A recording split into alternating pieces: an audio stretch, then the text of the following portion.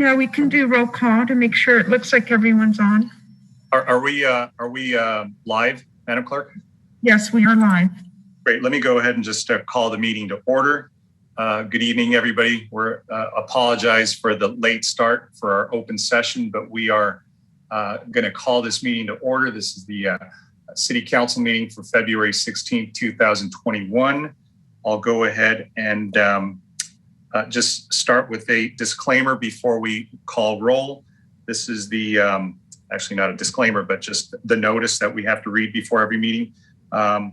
This is in accordance, calling this meeting to order in accordance with California Governor's Executive Order N-25-20 regarding the Brown Act and guidance in the California Department of Public Health on gatherings. This meeting is taking place entirely by teleconference via Zoom. The council chambers are closed. The public is accessing the meeting via Santa Ana YouTube channel or the city's website. And the council members and I, along with the city manager, the city attorney, the city clerk, and the executive team, are in different locations. Please bear with us as usual, as our technology may disrupt the flow of the meeting. I will now ask the clerk to call roll. Councilmember Becerra. Here. Councilmember Hernandez. Here. Councilmember Lopez. Here. Councilmember Mendoza. Here. Councilmember Fan. Here. Mayor Pro Tem Peñalosa. Here. Mayor Sarmiento. Here. Thank you. And let me go ahead and turn it over to you, Madam Clerk, to go ahead and discuss the public comments and accessing the meeting, please. Thank you, Mayor. Anyone who is wanting to make public comments, it will be held during the beginning of the meeting for all comments on agenda and non-agenda items. Comments for, well, we do not have any public hearings at this time. And to request to speak, dial *9 from your phone or virtually raise your hand from Zoom. Please do not call or Zoom to only listen to the meeting. Meetings are broadcast live on Spectrum Channel 3 and AT&T UVerse Channel 99 or youtube.com/Santa Ana Library. Thank you, Mayor. Thank you, Clerk. I will now lead us in the Pledge of Allegiance. So if you'll all please repeat after me. I pledge of allegiance to the flag of the United States of America and to the republic for which it stands, one nation under God, indivisible, with liberty and justice for all. Thank you, everybody. Now I'll turn it over to our police chaplain, Bob Barnett, to lead us in the invocation.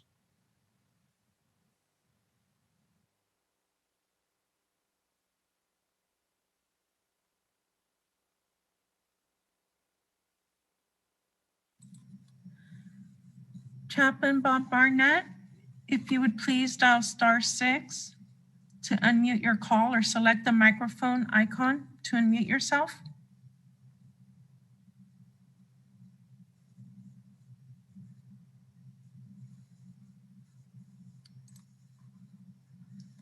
Chaplain Bob Barnett, if you would please dial *6 or select the microphone unmute feature on your device.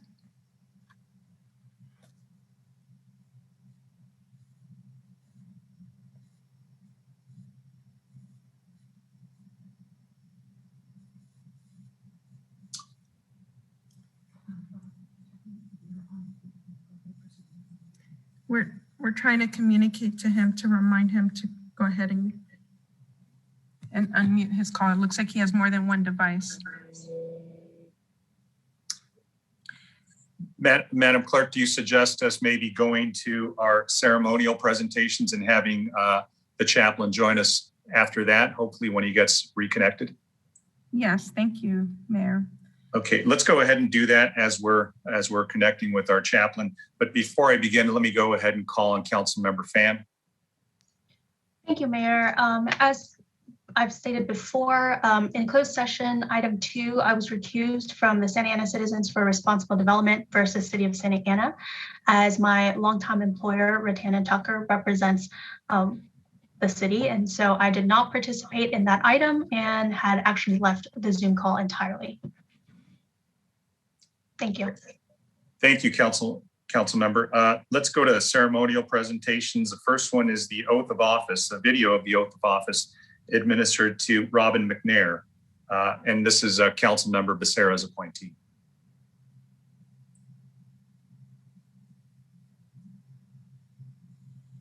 One moment. Mayor, before we proceed with that, I do have Chaplain Bob Barnett on the line now. If you want to proceed. Let's do the invocation then, please.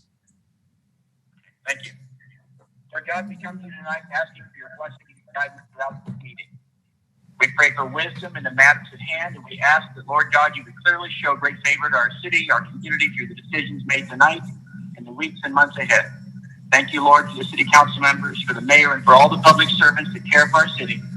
And Lord, tonight we particularly pray for our first responders, the police and fire personnel, the hospital staff, Lord God, that are caring for so many people that have battled this coronavirus, for the city workers and educators who are so faithfully serving in this very difficult time. And Lord, I do ask that you would somehow cause this virus to diminish, to become weakened in its ability to make people very seriously ill. We ask that you cause it to go away. In the name of the Lord, amen. Thank you, Chaplain. Appreciate those words as we get started on this meeting. Let's go back to the video oath of office for Robin McNair to the Arts and Culture Commission appointed by Council Member Becerra.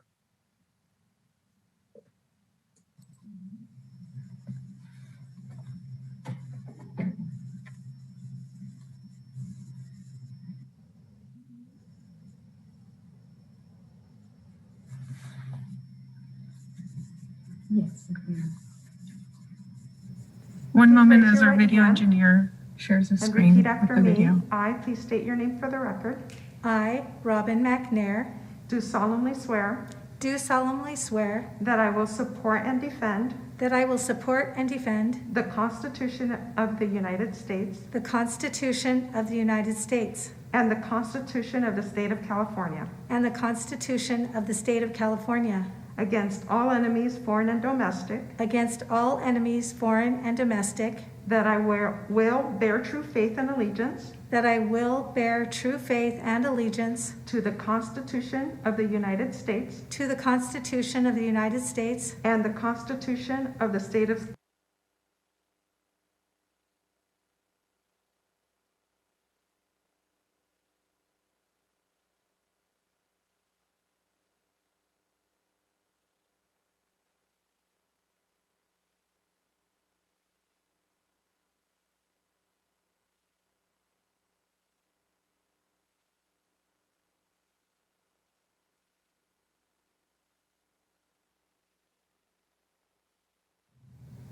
Please raise your right hand and repeat after me. I, please state your name for the record, I, Robin McNair, do solemnly swear do solemnly swear that I will support and defend that I will support and defend the Constitution of the United States the Constitution of the United States and the Constitution of the State of California and the Constitution of the State of California against all enemies, foreign and domestic, against all enemies, foreign and domestic, that I will bear true faith and allegiance that I will bear true faith and allegiance to the Constitution of the United States to the Constitution of the United States and the Constitution of the State of California, and the Constitution of the State of California, that I take this obligation freely that I take this obligation freely without any mental reservation without any mental reservation or purpose of evasion, or purpose of evasion, that I will well and faithfully discharge the duties upon which I'm about to enter. upon which I'm about to enter. Congratulations. Thank you. Great. Thank you for that. Congratulations to Ms. McNair. Next presentation is the video oath of office for Isuri Ramos, who is appointed by Council Member Lopez to the Planning Commission. I, please state your name. I, Isuri Sola Ramos, do solemnly swear I, please state your name, I, Isuri Soler Ramos, do solemnly swear. do solemnly swear. I, please state your name, I, Isuri Soler Ramos, do solemnly swear do solemnly swear that I will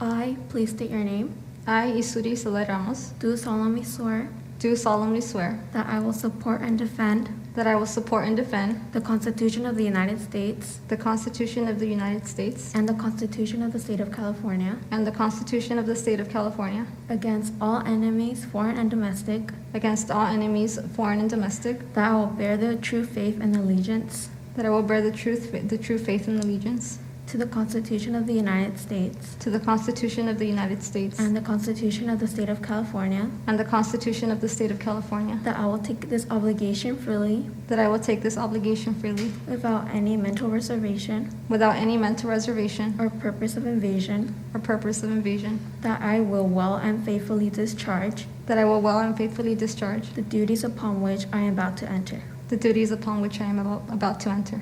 Congratulations. That's great. Congratulations, Isuri Ramos, and welcome to the Planning Commission.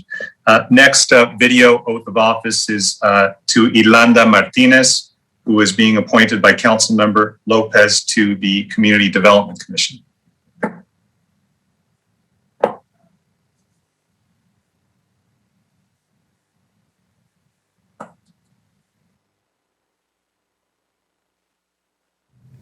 I, please state your name, I, Irlanda Martinez, do solemnly swear do solemnly swear that I will support and defend that I will support and defend the Constitution of the United States the Constitution of the United States and the Constitution of the State of California and the Constitution of the State of California against all enemies, against all enemies, foreign and domestic, foreign and domestic, that I will bear truth, faith, and allegiance that I will bear true faith and allegiance to the Constitution of the United States to the Constitution of the United States and the Constitution of the State of California, and the Constitution of the State of California, that I take this obligation freely that I take this obligation freely without any mental reservation without any mental reservation or purpose of evasion, or purpose of evasion, that I will that I will well and faithfully well and faithfully discharge these duties upon discharge these duties upon which I am about to enter. which I am about to answer. Congratulations. Congratulations.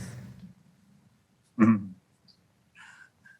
Congratulations, Ms. Martinez. Welcome to the Community Development Commission. And our final video oath of office will be administered to Ray Diaz, who's going on the Youth Commission and appointed by Councilmember Hernandez.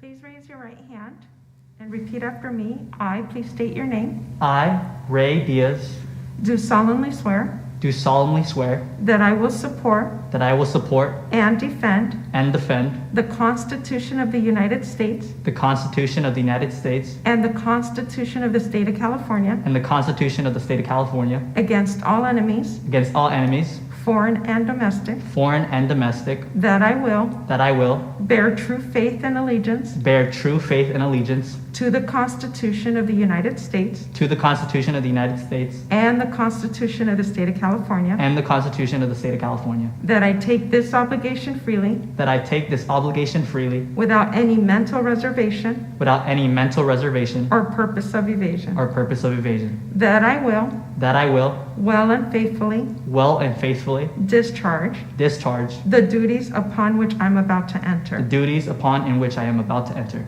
Congratulations. Thank you. Great. Congratulations, Mr. Diaz.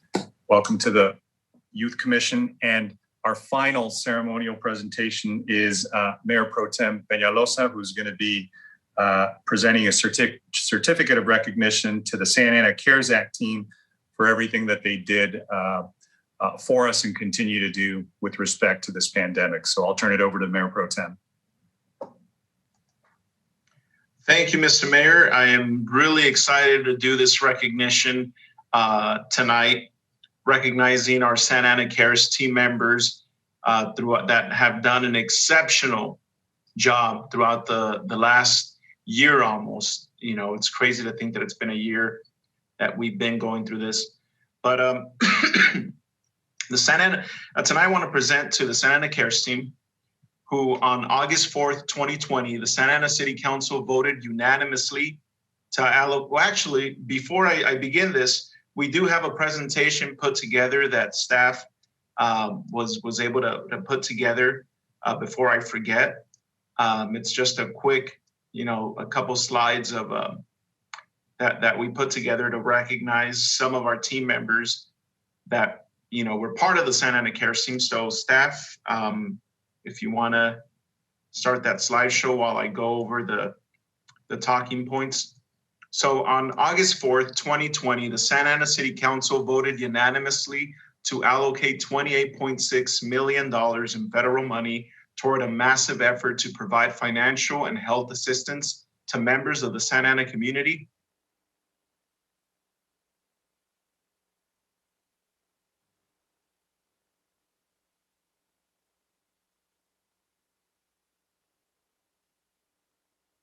Affected by the pandemic, some nonprofits and local artists.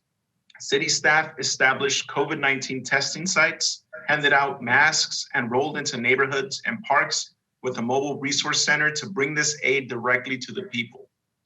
By December 31st, 2020, the city of Santa Ana had distributed $4,689,415 in business grants to 440 Santa Ana businesses, $2,985,000 in housing assistance programs, grants for landlords and tenants, $1 million in utility assistance grants to nearly 2,000 Santa Ana households, $500,000 in artist grants to Santa Ana-based artists and arts organizations, $250,000 in childcare grants to over 220 families, $122,000 in isolation assistance for 81 Santa Ana households with COVID-19 diagnosis, over 35,000 COVID-19 tests for at-risk populations were provided within the high rated zip codes in our city is where we would do this. Over 300,000 face masks and other supplies at over 120 Santa Ana neighborhoods and parks and locations. Throughout this, Santa Ana Cares ambassadors were on the front lines in neighborhoods or staffing the Cares hotlines, which took more than 7,500 calls in English, Spanish, and Vietnamese, helping residents access these programs. The success of the Santa Ana Cares program was largely due to the courage, commitment, and outstanding contributions of the team members that are being displayed in the slides right now. We applaud each and every one of you. It was definitely something that was impressive to see. I went out about 2 or 3 times early in the morning to set up with the Santa Ana Cares team at a couple of their sites, and I was just impressed at how committed the Cares Ambassador team members were. Every single one of them would show up to work every morning without hazard pay, and knew the risks that they were doing. We had a lot of Santa Ana employees that turned down the idea of being out in our, these communities and interacting with the public and offering services and tests. But we had many more employees that were willing to volunteer, to change, during the day to help out these communities. I know that one of the most exciting things to see was how excited our code enforcement team was, to highlight a few of them. I mean, here you have a team that is constantly going into these neighborhoods for something negative, to enforce our codes and our laws into these neighborhoods. And now they were knocking on doors to provide services, face masks, rental assistance, COVID testing. So it was definitely a citywide effort that I don't believe many cities around the country did. I don't know of any off the top of my head that really went to the great extent that we did, but we made sure that we were daily going into these neighborhoods, going into streets, making sure that we went to literally the front doors of our Santa Ana residents. And just to end the recognition, my computer's frozen here. I'm trying to pull up some, the different apartments citywide that participated. Everyone from the city attorney's office, the city manager's office, the community development agency, the finance management services agency, human resources, parks and rec, the planning and building agency, public works agency, and the Santa Ana Police Department all played a key role into putting the CARES team together. Daisy Perez and Yesenia Cruz were a big, everyone in the, I wish I could name everybody, but there's over 160 employees. So we'd be here all night if I had to name every one of them. But just very proud to present all of them with the recognition on behalf of the mayor and the entire city council. I'm sure they're all very thankful for the efforts and the 400,000 Santa Ana residents. Thank you as well. So with that, I will turn it over to you, Mr. Mayor. Thank you for that presentation. Let me just say, look, not enough kind words or words of gratefulness can be extended to all of our employees whose names you saw scrolling on the screen.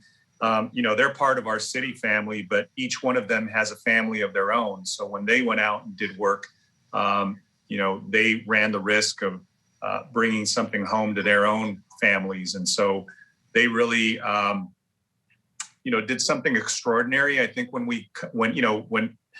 later when we reflect back on what was done, we'll reflect back on this effort. And, and thank you, Madam City Manager, for leading that really unorthodox way of approaching this problem. And I think, again, as was said, very few communities, very few agencies would venture out and do something as challenging as this, because, the city was just so overwhelmed, and it continues to be, a very, high hotspot for these cases of positivity of COVID-19. But to the extent that, other communities have seen what we've done, I've seen others, try to do the same. They've called me and said, how did you guys do this? What was delivered, and, how did you accomplish this? So I think this will live on as sort of a legacy and a testament to our commitment to our residents that we as a city have. So thank you for that presentation. And that's a nice lead in to the next item, which is the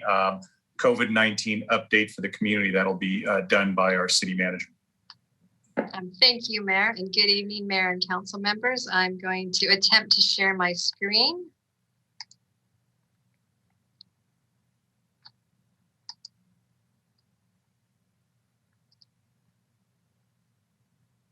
So if you would nod, can you see the COVID-19 update presentation? Okay, so let me start. Tonight, I want to give you an update on some partnering that we did with UCI, where we did serology testing to get better information on our community. And then, as always, I want to give you an update on vaccination and testing efforts in the city.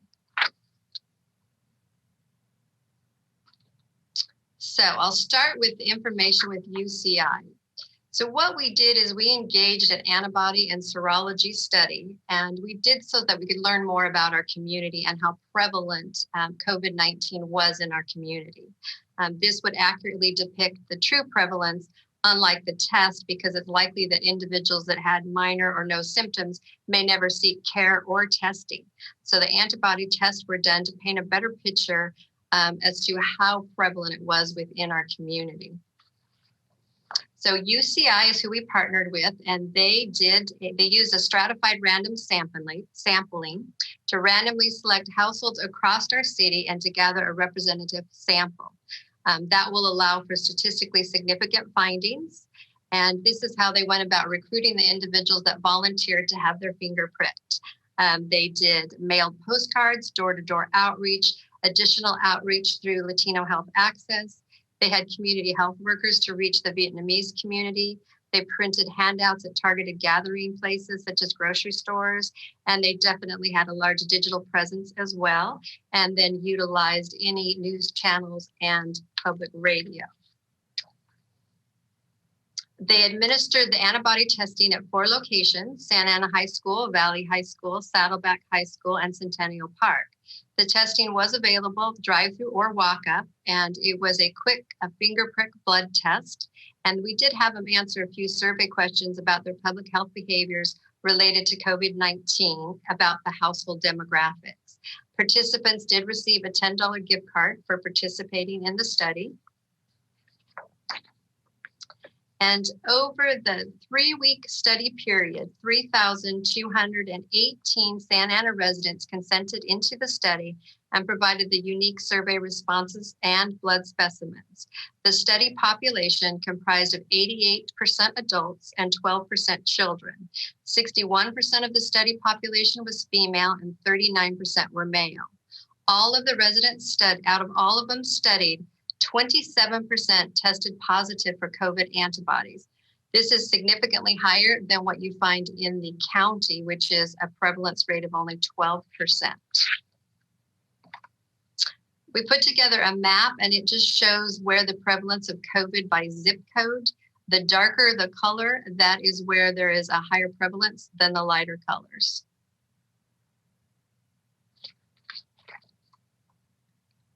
Some of the data that we also learned is that the Hispanic residents had the highest prevalence proportion, 29%. The prevalence of antibodies among those identifying as Asian was 15%. Among non-Hispanic white residents, it was 12%.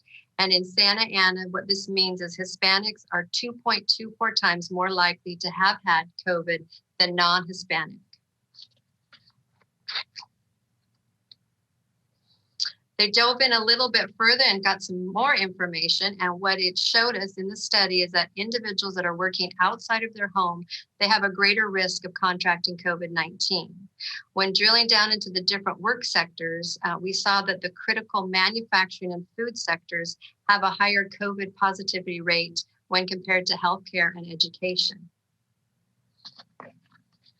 Going a little bit deeper, among the children, those who had previously attended school but had stopped, less than half of the antibodies prevalence of those less than half the antibody prevalence of those who had not attended school at all during the pandemic. So in other words, children who had never attended school during the pandemic had 2.38 times greater antibody prevalence than those who had attended school but then subsequently stopped. There was no difference in antibody prevalence for children currently attending school. So you might ask, what are we going to do with all of this data? So the city is appreciative of the partnership with UCI Irvine, and the detailed findings from the study are going to help us guide through the COVID-19 recovery efforts, which include education and engagement to encourage positive public health behaviors, as well as effective resource allocation to make sure we reach our most disproportionately impacted residents. The results of the study will also help inform vaccine hesitancy. A real-time example is a COVID-19 online chat that UC Irvine recently launched for questions and general information about COVID. One of the core components of the online chat is to share factual information about the COVID-19 vaccine and dispel myths. The online chat is available in English, Spanish, Vietnamese, Mandarin, Hindi, and Korean, and is staffed by a live person 7 days a week from 9 a.m. to 6 p.m. So we do have a full report from UCI that we will be making public if any member of the public wants to see it, or if you elected officials, you would like to read more in depth of the study. It was some really fascinating information that I think will definitely assist us when we direct our future resources. So shifting over to vaccines, under your leadership, you gave me direction to roll out testing, but also do everything I could to try to partner to get vaccines to our city. And we now have vaccines happening in our city. I first want to talk a little bit about how the vaccines get distributed into the county. Just for those that are listening in that may not know, the city does not receive any vaccines directly. So the vaccines are coming in through the federal government directly, which has contracts with different pharmacy chains and does the vaccination of those individuals residing in long-term care facilities. Then also the state of California distributes vaccines directly, and they distribute directly to multi-county or the regional hospitals. And those hospitals can ensure that they get the healthcare workers vaccinated. And then the county of Orange receives a share of vaccine. So there's already multiple people being distributed. So the county share of vaccines they're limited by what the state has available. Through the amount the county receives, they do provide directly to those hospitals that are smaller than the regional hospitals that didn't get a direct allocation. They also supply a quantity to community clinics, independent healthcare providers, and local pharmacies.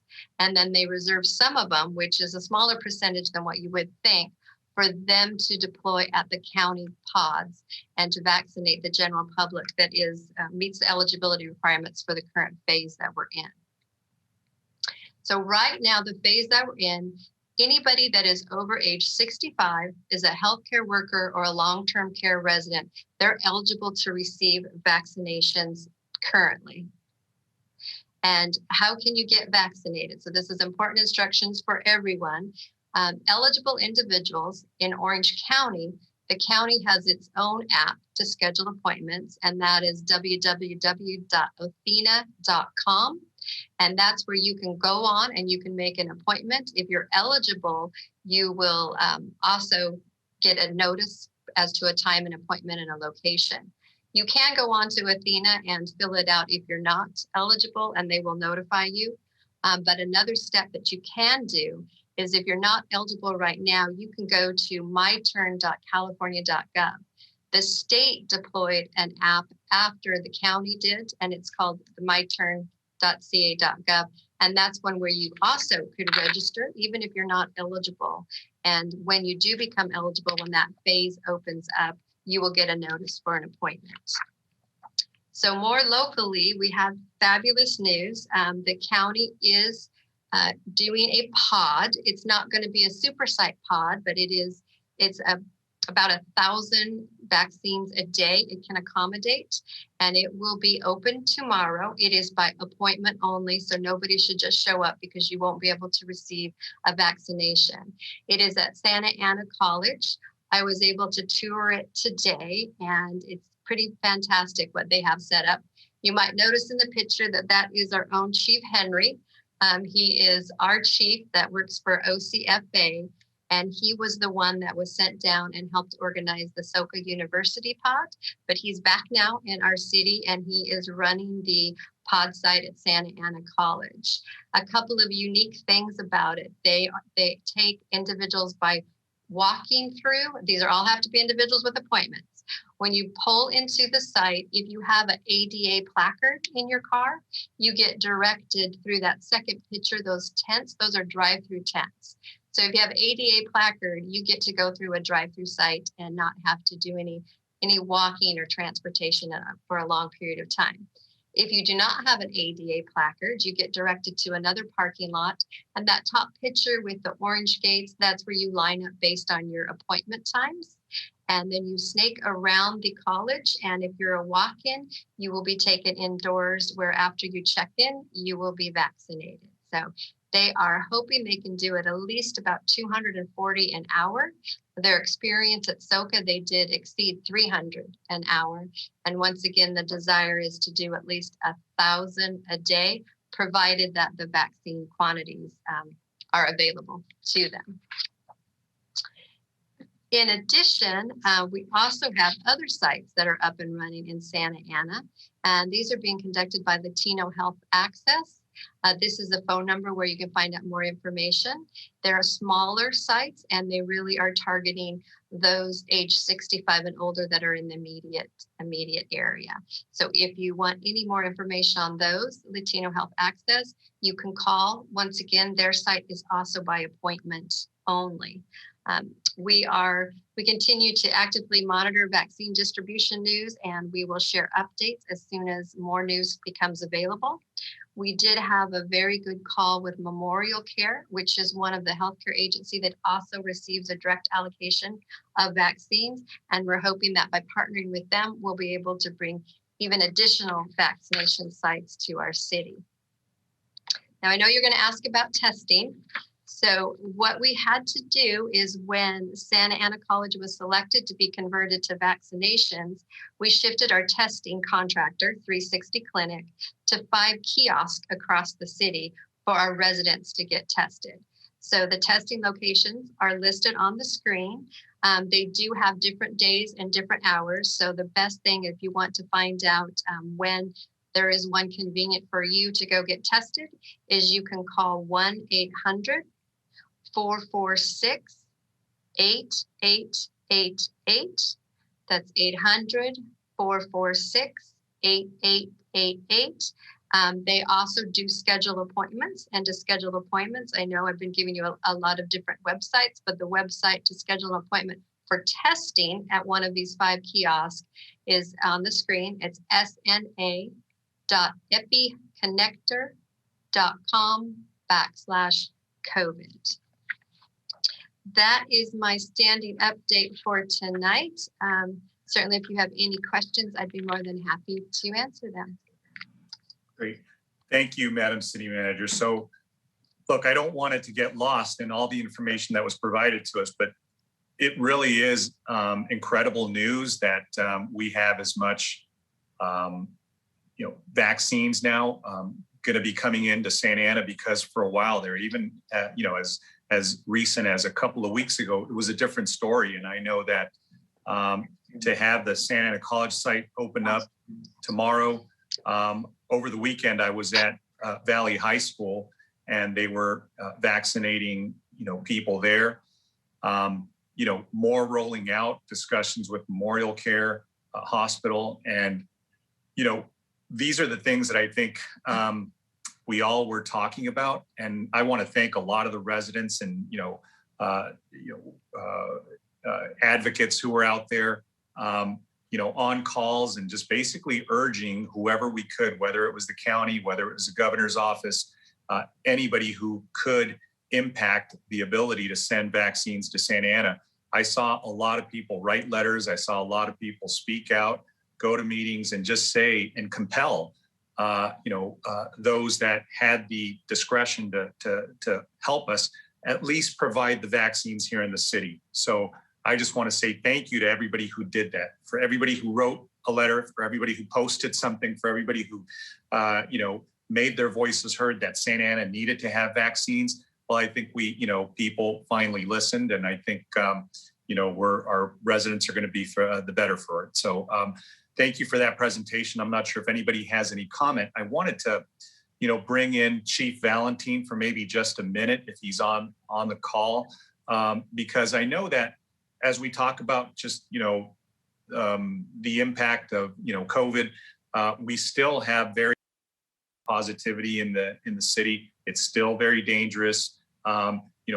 Things are looking better. There's vaccines now, but mission not accomplished yet. So I wanted him to talk a little bit about compliance, because I know we had an issue over the weekend that many of us were copied with, actually a weekend before last, where there was an event in the downtown. And I think, a lot of people were kind of alarmed, and, it was something that, was unsettling, but I think it was hopefully an isolated case, because what we want to do is we want to support businesses. And I think that's where, the city manager and her staff have been trying to be as accommodating as possible to businesses to open up outside, to, try to make sure that they're able to conduct business and do commerce and be able to provide jobs for their employees.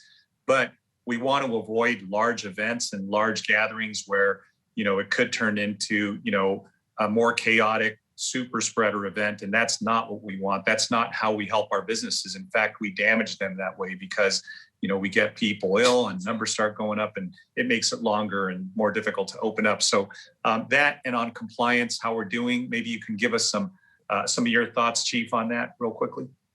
Sure. Thank you, Mr. Mayor, City Council, and City Manager, and everyone listening. Great presentation, as we heard, and I think we can't really move away from the fact that we're not out of this pandemic.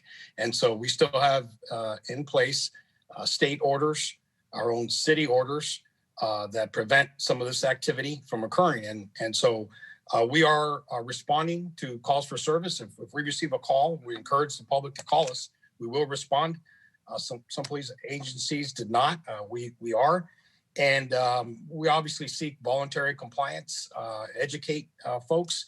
But if not, we will move to the direction of actually documenting what has occurred. And we partner with code enforcement to make sure that we can address any concerns through the permit process, current and future, because it's important that we stay the course. And I think that's really the message here. Abiding by the orders and the medical advice that we need to continue, even if folks are vaccinated. The direction is to continue to wear masks, continue to social distance, and then the personal hygiene. So I would encourage folks that, we're all in this together. And so we need to support our commerce and our residents. And the way we do that is to comply with the existing orders that have not gone away because this is not over yet. So as great news as it is to have continued testing and now the vaccination, we need to make sure that we do our part individually and collectively. Thank you. Mayor, I believe staff does have, leading right into that, a Protect Santa Ana video, if you would like to share that at this time. Great.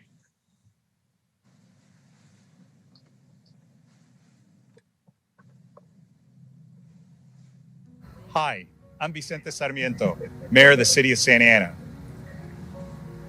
Reminding you to put on your mask, stay a physical distance away from one another when in public, wash your hands completely, and please join us in protecting Santa Ana. Thank you.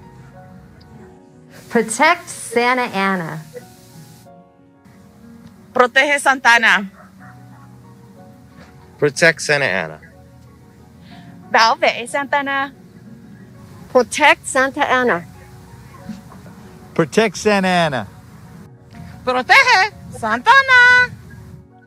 Protect Santa Ana. Protect Santa Ana for me. Protege Santa Ana por mí. Esta es nuestra ciudad.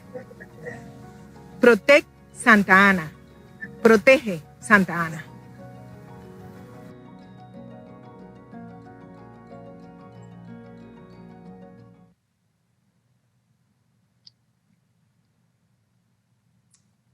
Great. Thank you, Madam City Manager. And thank you, council members, for joining in on that. And, one of the things I can say is that our partnerships with the school district and, college board, with Latino Health Access, with, this network of people who are helping is incredible. So, thank you all for participating and doing what you can to make sure we address the pandemic we're living in right now, and it looks like things are getting better. And thank you for that update, Madam City Manager and Chief Valentine. So let's go ahead and move on to the next item, which is Madam City Attorney. Do you have anything to report out from closed session, or any council members report any abstentions? I think Councilmember Fan already reported out her abstention, so I think it's if there's anything else to report out.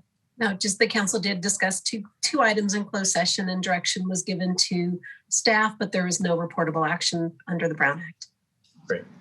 Thank you for that. And so now this is now the time for the City Council to receive any public comments or any written communication. So I'll go ahead and turn it over to the clerk so she can go ahead and call on those who are waiting to be heard. Thank you, Mayor and council members. There are speakers ready to provide their comments. To request to speak, please dial *9 from your phone or virtually raise your hand from Zoom. Please do not call or Zoom to only listen to the meeting. Before unmuting callers, I'd like to begin by reporting the following summary of emails provided to us as of today.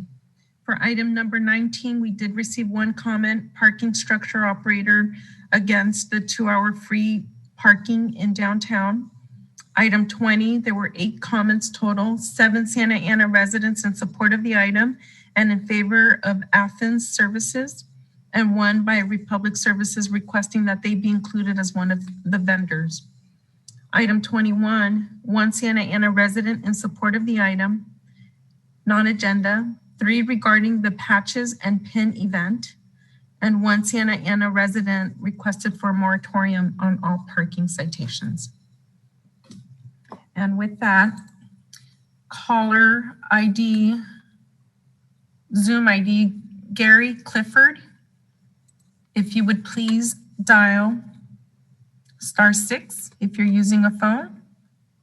I've unmuted.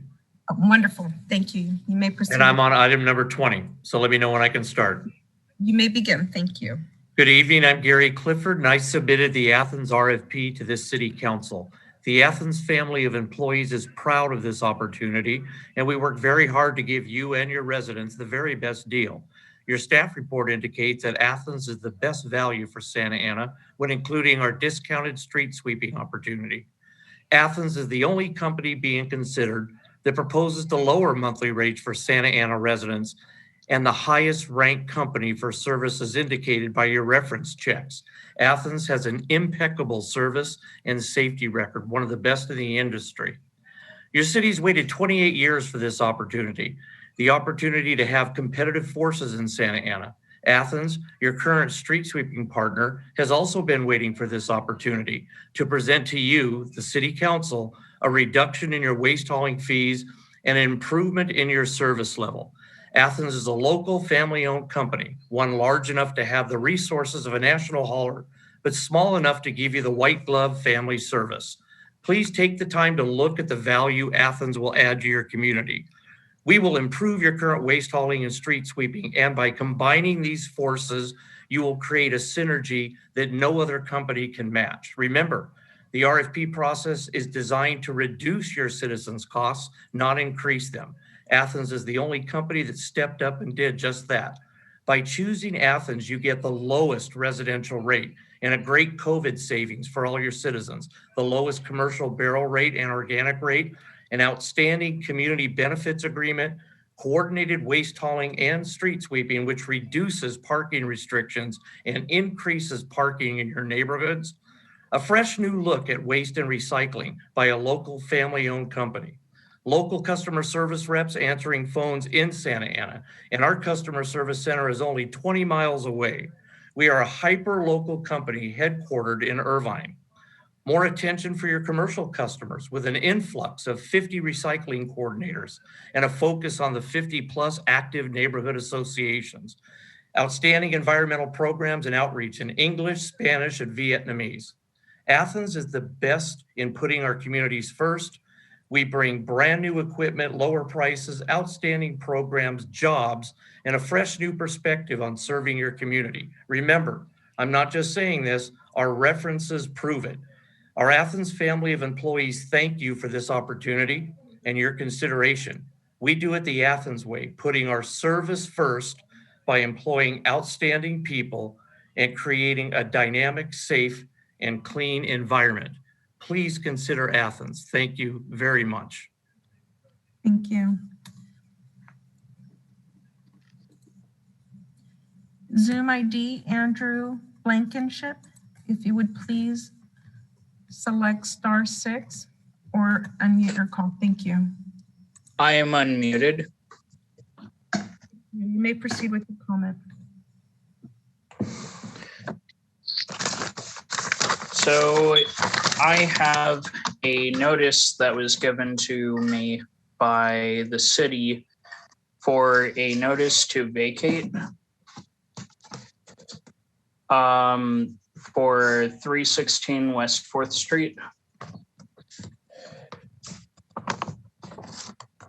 So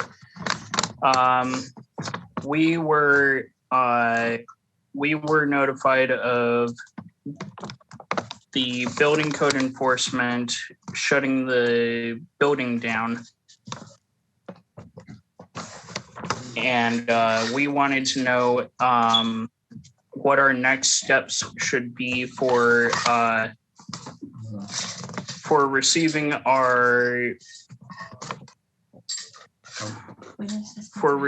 our assistance for moving and for expenses for not just moving, but for finding another place to rent.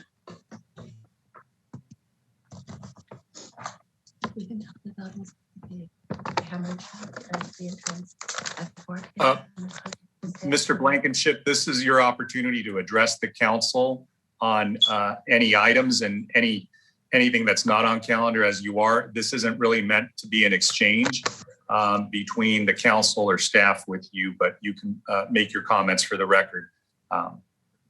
Please go on. So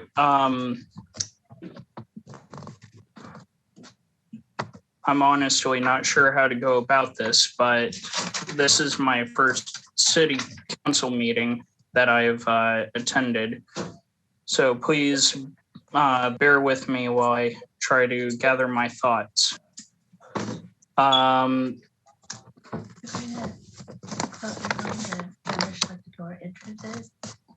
at 4 p.m. it's closed on February 28th. It's not enough time. There are people here that are lower income and handicapped. So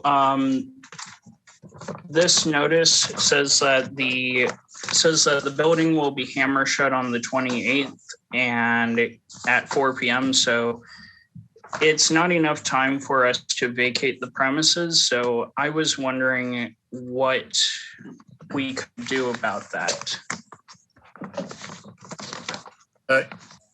If I could interrupt, because you only have 3 minutes, I don't want to waste any of your opportunity to speak, Mr. Blankenship. And I know there are some other callers that are calling about this item or this property.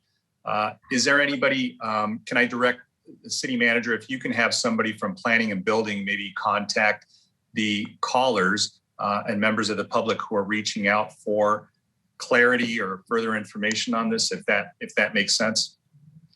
That would be great. So City Clerk, can you capture the names and the number, and we will have someone follow up. We do have referrals and people that can assist the dislocated tenants. So those members of the public who are calling in for the same item, if you would please send an email to cityclerk@santa-ana.org.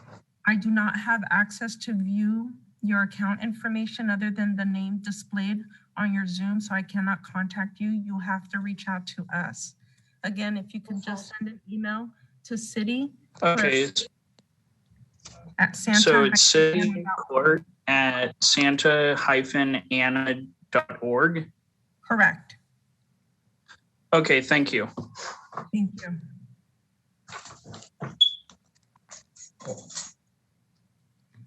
Zoom ID, Sandra, if you would please dial *6 or select the microphone icon on your device. Yes, can you hear me? Yes, we can hear you. If you have another device that you're listening to the meeting, please lower that device so that you can speak into the meeting. Okay, yes, thank you. We've muted that device. Is that better? Much better, thank you.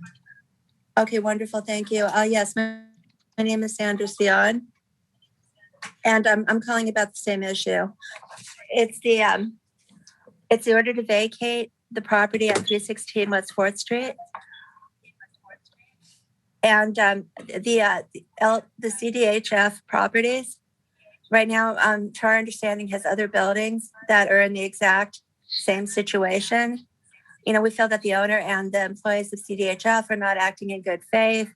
There's continued harassment.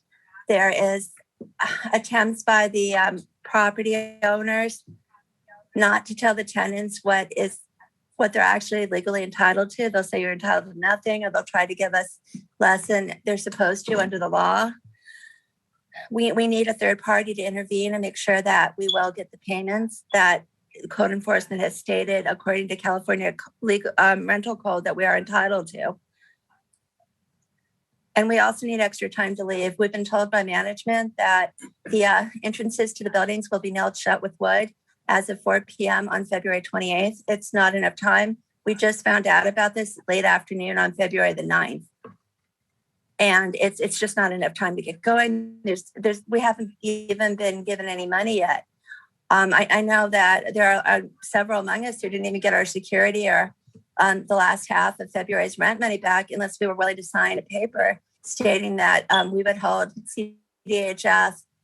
They would not be responsible for any other actions or the conditions they made us live in this building. And another situation we have also is that we were told the building's being shut down for hazardous conditions.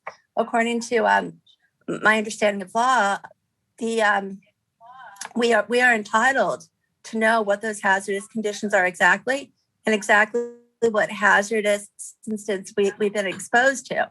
I've been here over 2 years, and I'm very concerned what detrimental effects this might have had on my health.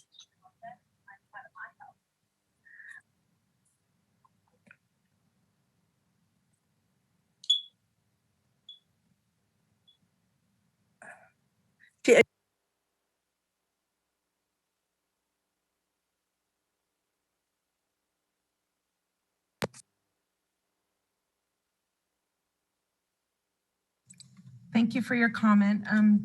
Caller with Zoom ID, Elizabeth Ramirez, if you would please dial *6 or select the unmute microphone option on your device. Thank you. You may proceed to speak. Can you hear me okay? Yes, we could hear you. Great. Good evening, Honorable Mayor and members of the City Council. My name is Liz Ramirez, and I'm the Director of Government Affairs for Athens Services. I'm here tonight to express my excitement and enthusiasm for the process you are embarking on in developing a new waste and recycling program for Santa Ana. As you all know, the city's waste and recycling agreement is probably one of the largest contracts the city has. There are so many aspects to a program like this, areas that extend beyond the actual act of solid waste collection, all that can have a major impact on your community. We understand this at Athens, and we put together a proposal that focused on how we can be the best community partner for Santa Ana.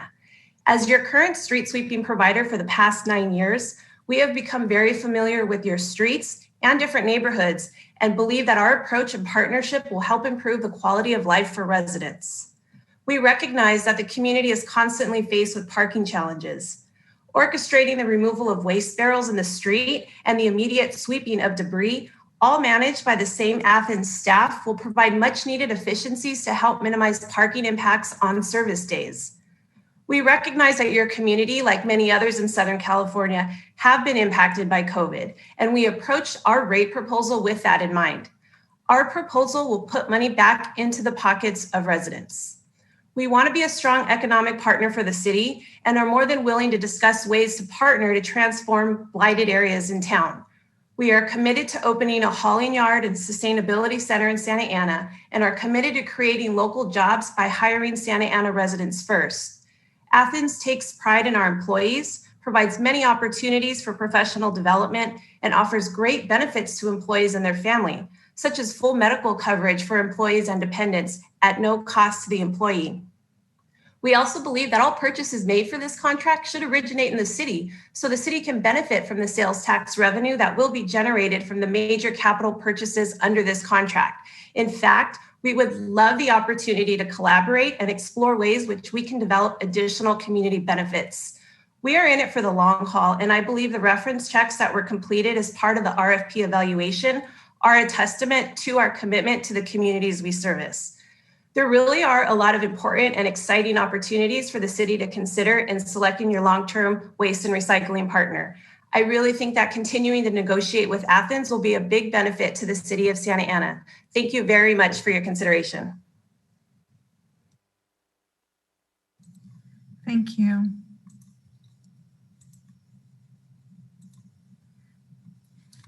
Caller with the last 3 numbers, 063. Please dial *6 to speak or select the microphone icon on your device. Caller with the last 3 numbers, 063. If you would please dial *6 on your phone or select the microphone icon on your device. Madam Clerk. Yes, Good thank you. evening, Madam Clerk. Well, good evening, Mayor Sarbanes and the Honorable City Council. Mike Johnson here, Government Relations Manager for Republic Services. I'm here to speak to item 20 on tonight's agenda. My company has also submitted a letter for public comment. We would respectfully ask that Republic Service be included with the list of companies to negotiate with the city for the recycling services franchise agreement. In doing so, the city and the ratepayers will benefit by negotiating with Republic Services. 2, the city and the ratepayers will have the second lowest overall cost. We propose that we would be willing to move rates around within the framework of this pricing. We could adjust the residential rate, for example, to complement our low multifamily rate. And we are one of only 2 companies with available permitted transfer and processing capacity. In relation to cost, CR&R is currently being recommended as the top candidate with the highest cost. This is not in the best interest of the ratepayers. We believe we should be given the opportunity to negotiate with the city, as we're the most viable provider with regards to overall price and available permitted capacity within the county. Regarding cost again, Republic Services has a second lowest overall cost of $58,108,000 as compared to the highest service provider, CR&R, at $60,749,000. If there's a particular rate the city thinks is too high, we did indicate in our proposal that we would be willing to adjust if the overall revenue remained the same. Republic Services and Waste Management are the only companies with available permitted transfer and processing capacity in Orange County. One of the service providers being recommended to negotiate with the city, Athens, does not have any infrastructure in the county and has not negotiated any terms at Republic's CVT facility, as their proposal indicates. Is it feasible that Athens would be able to complete a transition of services for a city the size of Santa Ana, given that they have zero current infrastructure by the July 1, 2022 date? One of the service providers, CR&R, is proposing to build a new material recovery facility, which, given the permitting and regulatory hurdles, will certainly not be completed in the required timeline. The CEQA review alone on this could take years. To close, Republic Services believes that keeping our company in the negotiation process will lead to the best possible outcome for Santa Ana residents, both in regards to pricing and permitted capacity to handle the job. We have 10,000 permitted daily tons of capacity in Orange County. If nothing else, we ask that the city keeps us in the process to leverage this regional asset that we alone possess. Republic wants what's best for the city and the environment to meet Cal Recycle requirements. Our dedicated local employees respectfully ask that the mayor and honorable council include our company in the final negotiations. I'll be available for questions and more.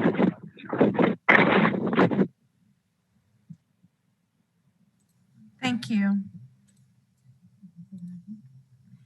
Caller with the last 3 numbers, 477. Please dial *6 on your device or select. Thank you. You've successfully unmuted your call. Yes, this is Dale Heldig, 31-year resident of Santa Ana. Good evening, Mayor, council members, and city staff. I'm calling regarding item 21, requesting that you create an ordinance for minimum security staffing for commercial shopping centers. Kathleen from the South Coast Neighborhood Association wrote a very concise observation, and hopefully you will have a chance to read it if you haven't already done so. It essentially details why this may need to occur in certain shopping centers throughout Santa Ana. Conditions down there sound pretty deplorable. I also request that you include abandoned commercial properties like 2525 North Main Street, which also could use security. That building itself is, as you know, occupied right now by homeless people. They've broken the windows. It's red tag building and everything else. And demolition by neglect is not an option. Security should be provided for buildings like that and other facilities in Santa Ana that are also sitting there abandoned and in neglect. So please consider that tonight when you discuss it. I also want to put on your radar State Senate Bill 9 and State Senate Bill 10, which deal with zoning changes changing a single family zoning to a fourplex or an eightplex unit. I think we need to take a serious look at that before it gets too far down the road in Sacramento. So keep up the good work in addressing the COVID pandemic. Appreciate everything that you guys are doing, and stay safe. Thank you. Thank you. Zoom ID Sheena Inocente. If you would please dial *6 or select the microphone icon on your device. Hi, thank you. Appreciate it. Hi, my name is Sheena Inocente, and I'm a longtime resident. Hi, can I be heard now? Yes, you may proceed. Okay. Hi, my name is Sheena Inocente, and I'm a longtime resident of Orange County and a social worker. And I have a friend that lives at the 4th Street property where it's been deemed unsafe for residents to live. So I've been doing some legal research on this. And I'm concerned because I believe that there was not a certificate of occupancy, and there's some legal precedent in a case, Grusin versus Henry, 1978, where the landlord could be liable to pay the tenants back for all the months they paid rent because the lease was void. I believe that the tenants would wrongfully assume that the accommodations were safe, and there could be long-term detrimental impacts on their health because of the conditions. I'm also upset that the city and the county has ignored affordable housing for so long that our residents are vulnerable to this type of exploitation. This property has been around for well over 10 years. And there's proof that the city knew about it because in 2015, a woman was murdered there, and there was all kinds of newspaper coverage on that. And it was listed as an apartment building. Even the police said it was that, when everybody knew it wasn't. It was never meant to be an apartment or residential building. This has been under the city's radar for over 10 years. And all of a sudden now people are being displaced in the middle of a pandemic. And I believe the residents are owed a lot more than 2 months of fair market rent, which is what a letter that was sent to them said, with council member Jonathan Ryan Hernandez's name attached to it. And I think it's really shady that he would try to get these tenants to accept maybe $3,600 when they're owed a lot more than that. And I hope these tenants organize and get an attorney. And I hope that they take this landlord for all they can, because this is wrong. And the city knew about it, and there's proof of that. And this is really wrong. And people's lives are affected by this, their health. And we need affordable housing. We need affordable housing so bad, and we need subsidized housing. This is a human right issue. And this is going to continue to be a liability in the city as long as the issue is ignored. That's all I have to say. Thank you. Thank you. Zoom ID Jim Smith, if you would please select the microphone icon on your device. Thank you. You may proceed with your comment. Yes, good evening, Mayor, council members, and city staff. My name is Jim Smith, political coordinator for Teamsters Local 396, representing waste and recycling workers throughout Southern California, including those who proudly currently service the city of Santa Ana, even at great risk to their own health and that of their families in this time of COVID.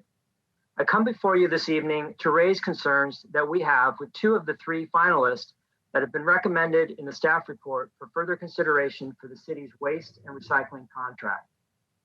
While we have no issue with Waste Management, who is the city's current hauler and who are a fair union employer providing good jobs at competitive wages and benefits, the same cannot be said for the 2 other finalists, Athens and CR&R.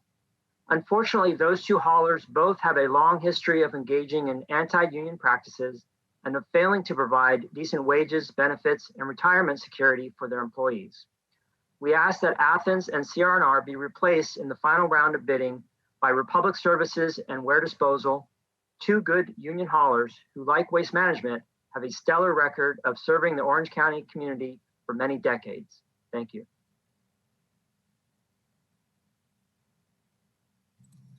Thank you. Zoom ID Victor Mendez, if you would please dial *6 or select the unmute microphone option. Thank you. You've successfully unmuted. Yeah, am I muted? You're unmuted. You may proceed. All right. Yes, thank you. Yeah, this is Victor Mendez. I'm calling mainly about the 316 West 4th building condition and the conditions. I'm a resident there. And I think I'm not going to spare the council the details because I think most of you know what's going on, but I just want to reiterate about the issue with his landlord. We have witnessed the landlord or his representative taking away the letters that were sent out to us. This afternoon, code enforcement came by to reissue letters again, and we saw the same thing happening. So we were not dealing with an ethical attorney. You are also aware of the waivers that he's making people sign as a way to get them out of the building and to avoid all costs. I think I heard the other caller about about another situation. I too am wondering how this could happen, but we'll see the how and everything for later. We do need help and we do need action, namely around making sure our money's paid, getting any assistance from an attorney to oversee this process, case management, not just a referral on affordable housing, and any other assist, and also trying to extend this deadline. I'm 62 years old. I don't got it. I can't move that quick. Okay. And there's some other things going on, which I'll spare you, but the 28th is very, very hard. It's a very difficult thing for, at least for me, and there are other senior citizens here as well. And we've been exploited. Along that way, I personally am pursuing criminal charges against this landlord for fraud against a senior citizen. And I do have a DFEH case against him for discrimination, which is filed before this all occurred. I do want to comment on some response from the city.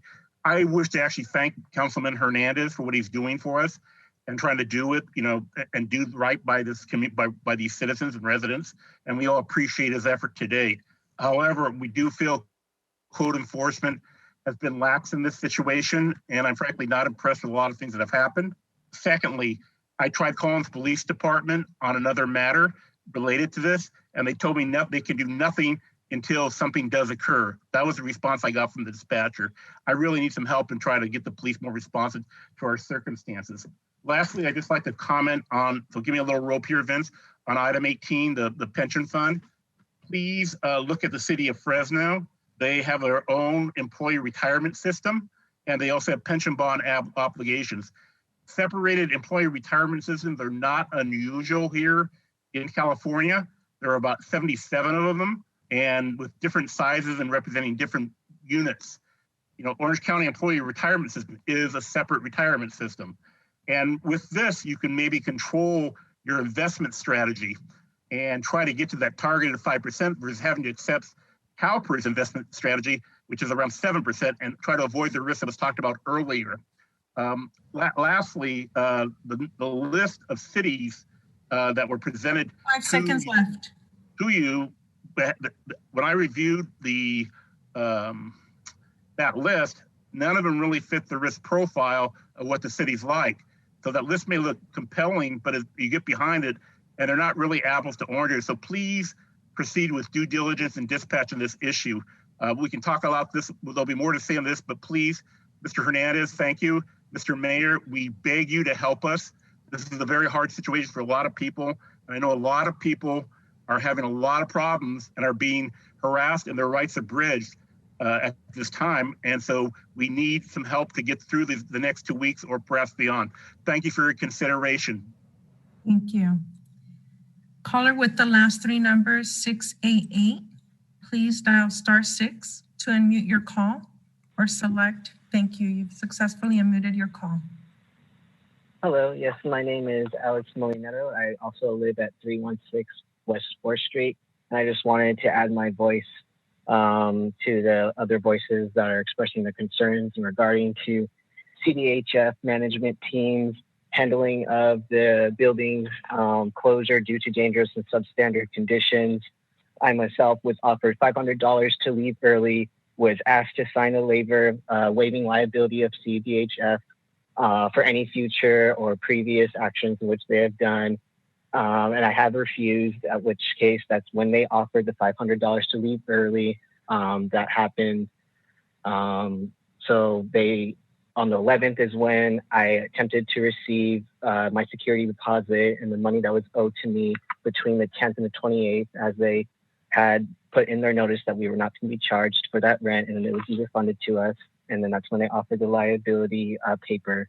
When I refused, it didn't take until yesterday until the current manager, Pablo Zedina, came and we agreed to meet And that is when he told me that they would offer me $500 to leave early.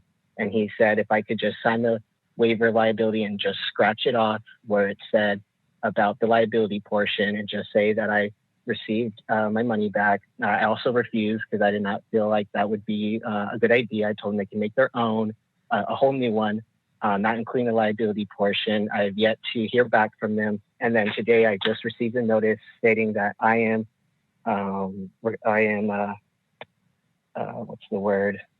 owed money for related coaching costs at the expense of CDHF. I should have received this the day of that the city red tagged the property on the 9th, but we did not. We suspect that CDHF had their employees remove the notices, enter the rooms with everybody unlawfully, and remove the notices. Somehow someone got wind of this, possibly told code enforcement about this issue. So they came today, code enforcement came today this afternoon, in which I finally received this notice saying that I received relocation, owed money to me. And because of that, I have lost a week of, money that I could have used to maybe find another place. Therefore, I think it'd be fair to add more time past the 28th to compensate for CDHS bad faith actions of trying to keep this notice hidden from us as the tenants. And I also just want to echo that we'd like to have an overseer of this matter, making sure that we do get our money without having to sign anything, and to just help us out in this situation, as well as, and then just wanted to also express my discontent with code enforcement, and that this was not addressed before. Your time is up. Thank you. Zoom ID Perla Dionisio. If you would please select the microphone icon on your device. Thank you. You've successfully unmuted yourself. Thank you so much. My name is Perla Dionisio, and I'm a longtime Santa Ana resident, educator, grassroots organizer, and a proud member of Chicanos Unidos. As always, I am here to remind you, our public servants, that you all have a duty to serve the people, not landlords, not gentrifiers, not developers, not money and contract-hungry labor unions, and most definitely not your pocketbooks. It is very obvious that city employees, city officials, and council doesn't care about the safety and ongoing brutal displacement of Santa Ana residents. The gross negligence that has been shown in the way that most nights, downtown Santa Ana restaurants and bars have been operating without a glitch, and regardless of the over 500 calls your useless COVID hotline has received, is what led to the super spreader event on February 6th, hosted by Patches and Pimps. The fact that their January 18th event brought over 5,000 people out is another example of how downtown lacks leadership, morals, and accountability. Tonight, I asked Mayor Sarmiento and other members of City Council to assist residents at the 312 to 316 West 4th Street residence. These residents have been given until the end of this month to vacate 33 single living units. The reason for this is because the building has been deemed uninhabitable by the OC Fire Authority. Some of these residents have been living there for over 10 years, and it is obvious that the city and fire department were aware of these tenants, as prior inspections have been done. Furthermore, there was a tragic death of a woman at 316 West 4th Street, according to an article by KTLA. Emergency responders from OC Fire Authority and SA PIG-D conducted an investigation to the domestic dispute that costed a young woman's life. City and fire officials overlook the fact that these living facilities were not adequate, and goes to show the gross negligence that Santa Ana residents face on the daily.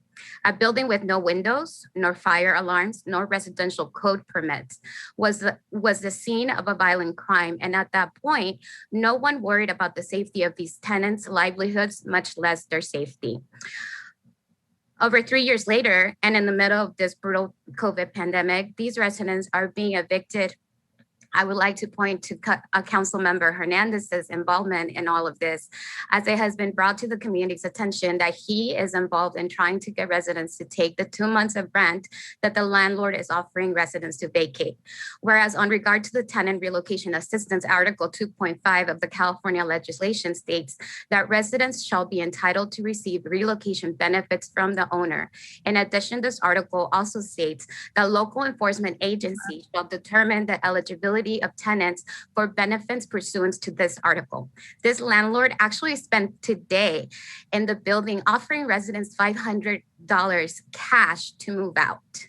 We urge that residents and communities' concerns are addressed immediately, and I would like city officials to invoke the Brown Act and obtain communication information that Council Member Hernandez has had with this landlord, tenants, and fire authority. Given his problematic history with gentrification and labor unions, and his disregard for Santa Ana residents who are negatively affected by the colonial violence that is gentrification.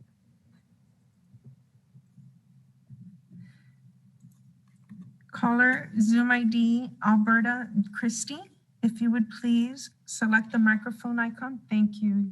You've successfully unmuted your call. Can you hear me? Yes, we can hear you. You may proceed. Thank you. Thank you all. Mayor and council members, thank you so much. I'm still getting used to this Zoom stuff, that's for sure. But anyway, I would like to talk on your item number 21 by Councilman Becerra.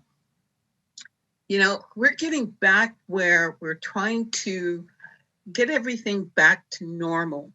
And one of the things that we're trying to do is encourage people to go out and shop in our Santa Ana, in our city. I don't know about you, but in my neighborhood over here by Valley Avenue, I have had more Amazon Prime deliveries in our neighborhood area, more UPS, more FedEx. And so I look at it and I look at our population over here, and we do have seniors. And I ask them, why are we having, and my neighbors, so many deliveries? They said, number one, we don't feel safe in shopping in some of the areas in our centers. There's not enough security. And I'm saying, well, wait a minute, well, how do you feel there?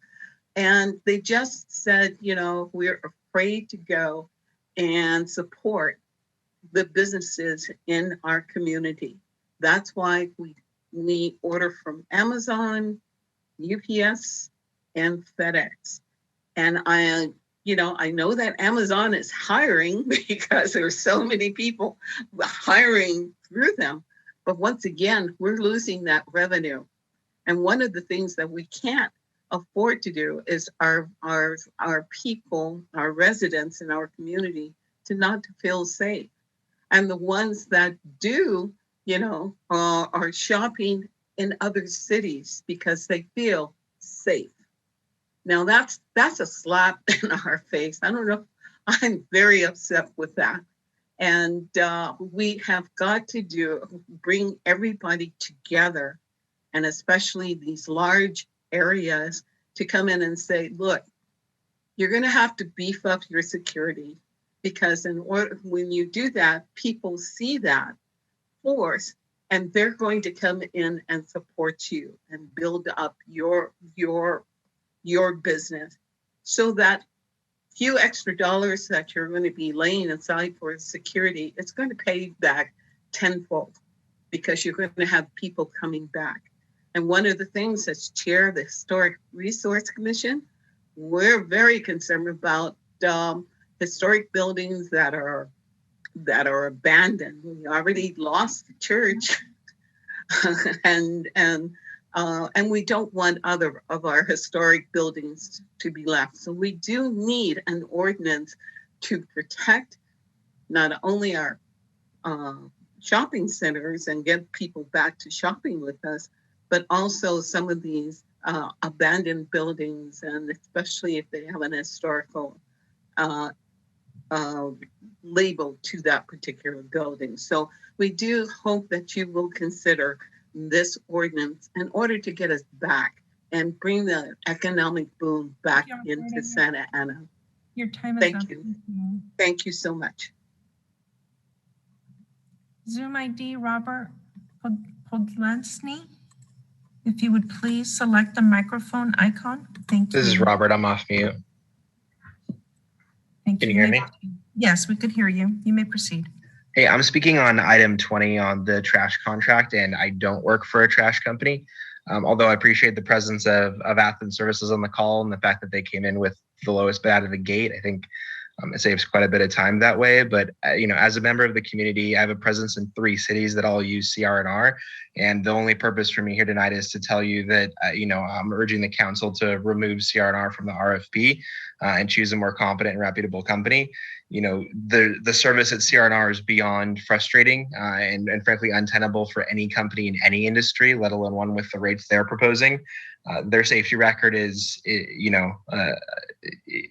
impossibly bad. Their service is inconsistent and lacks basic operational oversight. And in the most recent news, as many of you may have saw today, their driver was charged with manslaughter given the actions that resulted in the death of 2 in the Cali Mesa fire. I don't think it's a company that any city can trust. So, CR&R's mismanagement has driven up insurance costs across the industry. And ultimately, no matter who the winner is of the RFP, it's going to be passed on to cities and residents. So I think it's, the most sensible solution to pick a company that's more reputable and more consistent in their products and services and more willing to support the community. And then, just urging the council to make that decision to remove CR&R so that, you can show that the change is truly in the best interest of your residents and businesses. Thank you for your time. Thank you. Caller Zoom ID, Jose de Leon. If you would please select the microphone option on your device to unmute your call. Hello, can you hear me? Yes, you can hear you. You may proceed with your comment. Great. Good evening, Honorable Mayor Sarmiento and members of the Santa Ana City Council. My name is Jose Luis de Leon, and I am an Assistant General Manager at Athens Services. I was born and raised in Santa Ana and a current resident for over 35 years. I'm here tonight to talk to you about Athens Services and the strong commitment we have for our employees. For more than 60 years, Athens Services remains family-owned and operated. Our company's success is dependent on creating the best environment for all employees. At the core of our success is our philosophy, the Athens Way. In the Athens Way, we believe in providing exceptional customer service. We celebrate our employees while promoting a safe workplace, and we embrace our environment stewardship through the use of clean technology to increase recycling and landfill diversion. At Athens, safety always comes first. We are committed to proving a safe work environment for our employees, our customers, and the communities we serve. We are known for our impeccable safety record. Municipalities, OSHA, and CHP have all recognized Athens as a safety leader in waste and recycling collections. We welcome the opportunity to partner with Santa Ana and are committed to hiring local. We will engage and recruit the best Santa Ana residents to become part of our Athens family. I can say that we are committed to working with the city to develop a waste and recycling program that meets the unique needs of our community. I am excited that Athens is being considered as a waste hauler for my hometown. Thank you for your time and consideration. Thank you.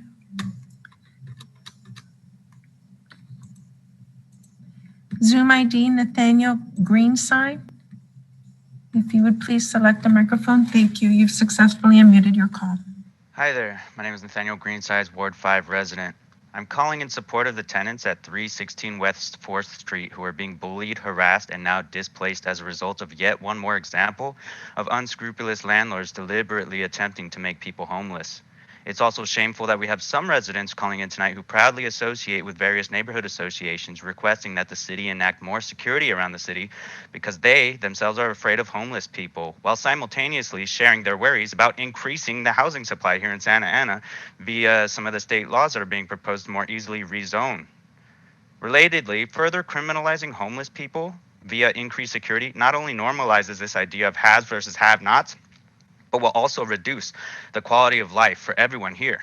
Just the other night at Cabrillo Park around 9 p.m. when I was finally able to visit the park after working all day, the allied security person kept his lights blaring while sitting at the park entrance as if to scare away any people when the park signs state that the park is open till 11 o'clock at night. This city council has the power to ensure that residents, not landlords with access to resources, not absentee landlords and individuals hiding behind their corporate entities, whether it's LLCs, S corporations, or otherwise, this city council has the power to ensure that residents can remain. I think it's so sad that a resident who's 62 years old and living in downtown is being displaced. You know who else in our city is going to be displaced all the same? Senior citizens who live in mobile home parks, which get sold to profiteers who then scare and bully tenants and mobile home owners into leaving our city when those residents are directly responsible for making Santa Ana such a desirable place to live in to begin with. I actually just saw online, as I was listening to the comments, that the property at 316 West 4th Street was actually advertising studios for rent as late as February 6th. And then I hear tonight that they removed the listing on and then I hear tonight that all the tenants got notice on February 9th to vacate by the 28th. And now I'm hearing that that code enforcement, who's supposed to ensure that all buildings in our city can remain habitable, is further assisting in the displacement of our residents.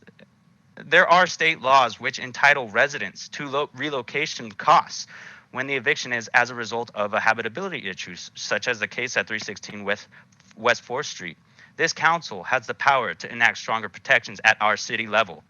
There not only ought to be bigger payouts to tenants who have contributed to the equity and wealth of these so-called property owners and investors, but also this city should institute big fines to property owners who blatantly have been defying basic habitability regulations to send a loud and clear message that these so-called investments that they have in their portfolios in real estate aren't just perpetual profit at the expense of the people who contribute to our community and want to remain here.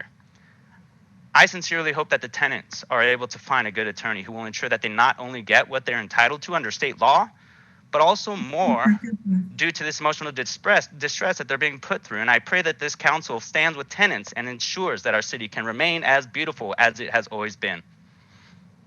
Thank you so much.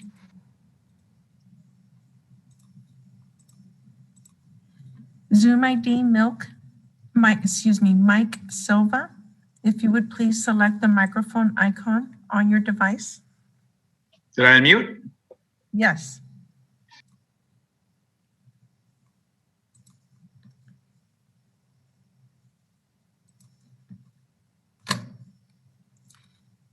Zoom ID Mike Silva. I think you muted yourself again. If you would please. There you go. Okay. Yes. This is Mike Silva, myself, president of CR&R. I just wanted to state that we support staff's recommendation and the consultants after their hundreds of hours of work and interviews with our company and our competitors. So that's really all we have to say tonight.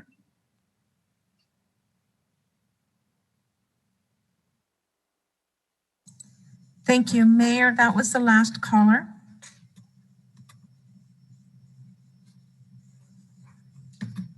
Great. Let's wait till everybody turns on their video. Great. Thank you for that, Madam Clerk.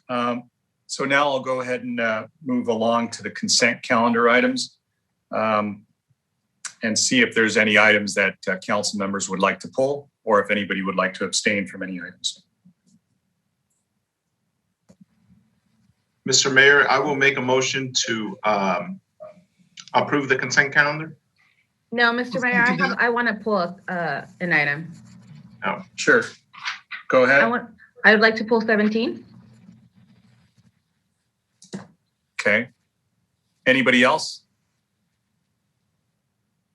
Okay, seeing none. I believe there's a motion for the balance of the consent. Is there a second? Second. Okay, we have a motion by Mayor Pro Tem, second by Councilmember Becerra. Madam Clerk, will you please call roll? Councilmember Becerra? Yes. Councilmember Hernandez? Yes. Councilmember Lopez? Yes. Councilmember Mendoza? make sure she's not. Okay, she is absent. Councilmember Fan, Yes. Mayor Pro Tem Peñalosa, Yes. and Mayor Sarmiento. Yes. All right, moving along to item number 17, pulled by Council Member Lopez. Please go ahead. Thank you, Mayor. City Manager, I had 3 short questions. And the first one, I was reading the program guidelines and I read that for folks that can't fill out an application via mail or via email, they're being referred to the Salvation Army in Anaheim. Is that correct? You're on mute, City Manager. Thank you, Council Member. If you don't mind, I would like to have Judson, who is available by phone. He does have a presentation, but I think if you go through your 3 questions, he'd be more than capable of answering those. And then if need be, he can also show a mini presentation related to this item. So Judson, if you can join us. Yes, thank you so much, Christine. And thank you, Councilmember Lopez, for that question. Applicants who do not have access to the internet are able to fill out a physical application and submit it directly to the Salvation Army and Catholic Charities as our 2 current partners who administer our Cares for Tenants program. When we relaunch the program with approval by City Council on March 1st, we're actually expanding our partnerships to 2 more organizations, including Families Forward and Latino Health Access. So applicants who do not have internet access to complete the online application will be able to drop off their physical application to those 4 locations here in the city of Santa Ana. And all 4 locations are here in the city. Okay, perfect. And so we would have seen that prior to the March 2nd meeting, right? The application itself? The new process of where people are going to be able to drop off physical applications. Yes, we're planning with approval by City Council. We are planning to relaunch the program on March 1st. Yes. Okay, thank you so much. And then for the second question, under option 2, can we add a mail option where people can return their applications via USPS? Absolutely, yes. Thank you. And I just wanted to confirm that we're moving away from a lottery system. I was reading, going through the program guidelines, I kept seeing that. And so I didn't see any new changes for first come, first serve. So I know Mr. Mendoza and I had a conversation and I just wanted to confirm that. Yes, so the little bit of detail there. So we are changing we recently changed the lottery system to move from a lottery system to first come, first serve, based on feedback that we heard from Tenants United at the last meeting, where applicants are waiting a very long period of time, and we were basing it based on a lottery. So we're continuing with that process until March 1st, and then on March 1st, we have to sort the applications first by income, as required by the Department of Treasury, and then we're intending to stick with that first come, first serve application process while keeping the application open. It's been important for us as staff to keep the application open for our residents to apply. Yeah, I agree. Okay, thank you. That was it. Thank you, Mr. Brown. Any other questions from the council? Mr. Mayor, I have a question really quick. Go ahead. Not a question, more of a suggestion. If we're gonna do the mail option for these applications, Judson, if you're still on there, I would suggest that we also include postage in with the applications when they do request the application, and we make that option available, because I mean, every little bit helps, and postage is expensive. So if we could, and I know that I'm not assuming these applications are 1 page. Is it a larger package, Judson? Yeah. Yes. Thank you, Mayor Pro Tem. It is a larger application. It's about 8 pages, I believe, and that's a great suggestion to include the postage return. Absolutely. Okay. Awesome. Thank you for that. Not sure, Councilwoman Lopez, if you want to make a motion, but I'll make a motion to approve the item. I can second.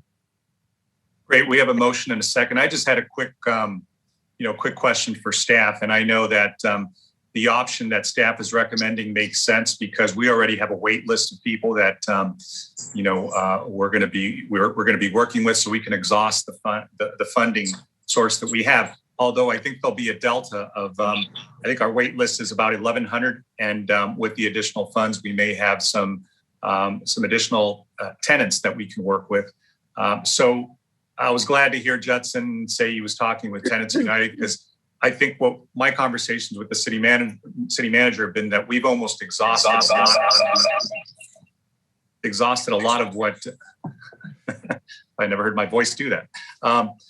So we've had a lot of success working with landlords, and we may have almost maybe exhausted that.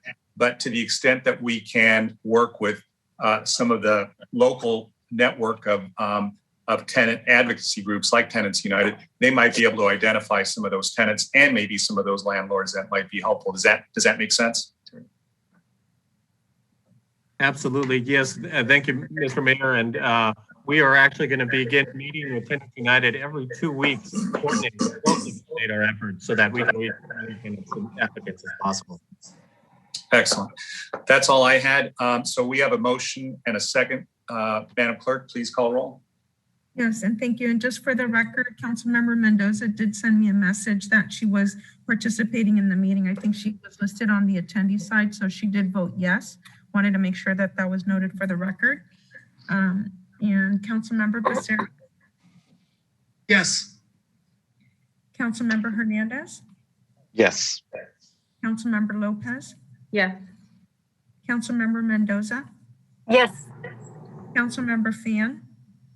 Yes. Mayor Pro Tem Peñalosa. Yes. Mayor Sarmiento. Yes. Okay, moving along to the business calendar, item number 19, which is the mid-year budget update. And I guess I'll turn it over to Madam City Manager. Thank you, Mayor and Council Member. This item is before you. It's really with two recommended actions.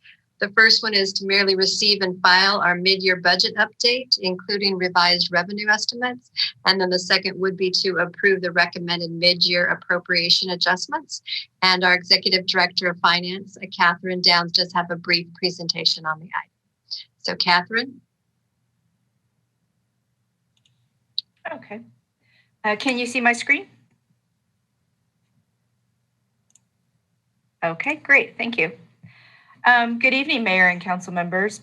During budget preparation each year, we use the best information available. After 6 months of actual results, the mid-year budget update provides you with the latest information and recommended adjustments. Our mid-year budget update focuses on the general fund, as it is the primary operating fund of the city. This table summarizes our update for the general fund. The first column of numbers reflects the original budget. This included the expected beginning balance, estimated revenues, and City Council appropriations.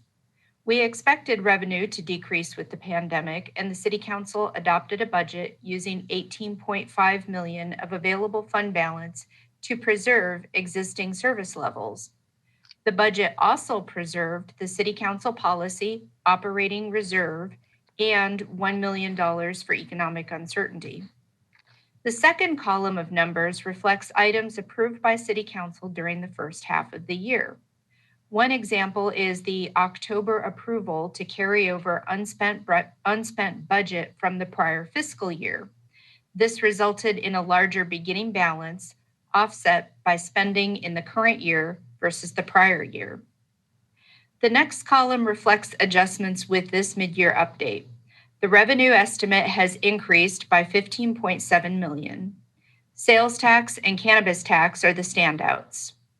Ordinance NS 2959 requires us to transfer 2/3 of the additional cannabis tax revenue to the Public Benefit Fund, which is why you see the large net increase to net transfers. The last column in this summary reflects our current expectations for the budget. We closed the books for last fiscal year in November, and our beginning balance is no longer an estimate. Instead of using 18.5 million of the available fund balance to preserve service levels, we now expect to use only 10.9 million. The operating reserve is a percentage of annual revenue. When revenue increases, the required operating reserve increases as well. That's why you see the increase from 51.2 million to 53.8 million. We're able to fully fund a 1% economic uncertainty reserve and have an updated estimate of ending fund balance at the end of June, which is 13.8 million. Now, this is a one-time resource to help balance the budget for future periods. Next, I would like to offer a closer look at general fund revenue. The city's revenue has benefited from an increase to online sales, and expected sales tax revenue is 12.5 million more than projected in May last year. Although our original revenue estimates reflected the expected effect of the pandemic, several revenues are coming in less than projected. These include hotel visitors tax, paramedic service charges, and park and recreation fees. In particular, the decrease in paramedic service charges was surprising and primarily driven by overwhelmed hospitals unable to take transports and residents less likely to call for transport for fear of contracting COVID at hospitals. Cannabis tax is doing much better than expected, and our revenue estimate is increasing by 8.6 million across the three categories: medical, commercial, and retail. Overall, the general fund revenue estimate has increased by 15.7 million. With a few exceptions detailed in the staff report, general fund spending is expected to stay within budget. The net 2.6 million increase of recommended adjustments to expenditures and transfers to other funds is primarily driven by the required cannabis tax set-aside. The last slide is the vacancy report as of December 31. This is for full-time positions and reflects the hiring freeze. We have 133 funded vacancies, primarily comprised of police and recreation positions, as well as public works positions funded with restricted money. That concludes my presentation, and I'm ready to answer your questions. Great. Thank you, Director Downs, for that presentation. Let me bring it back to the council for any questions or comments.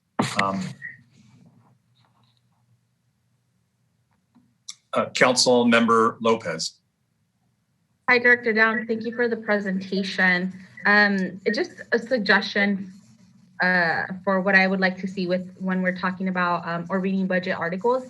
I'd like to see the Bradley Burns, specifically for this one, be separated from the Measure X money. I think it's helpful for me to have those two be separated.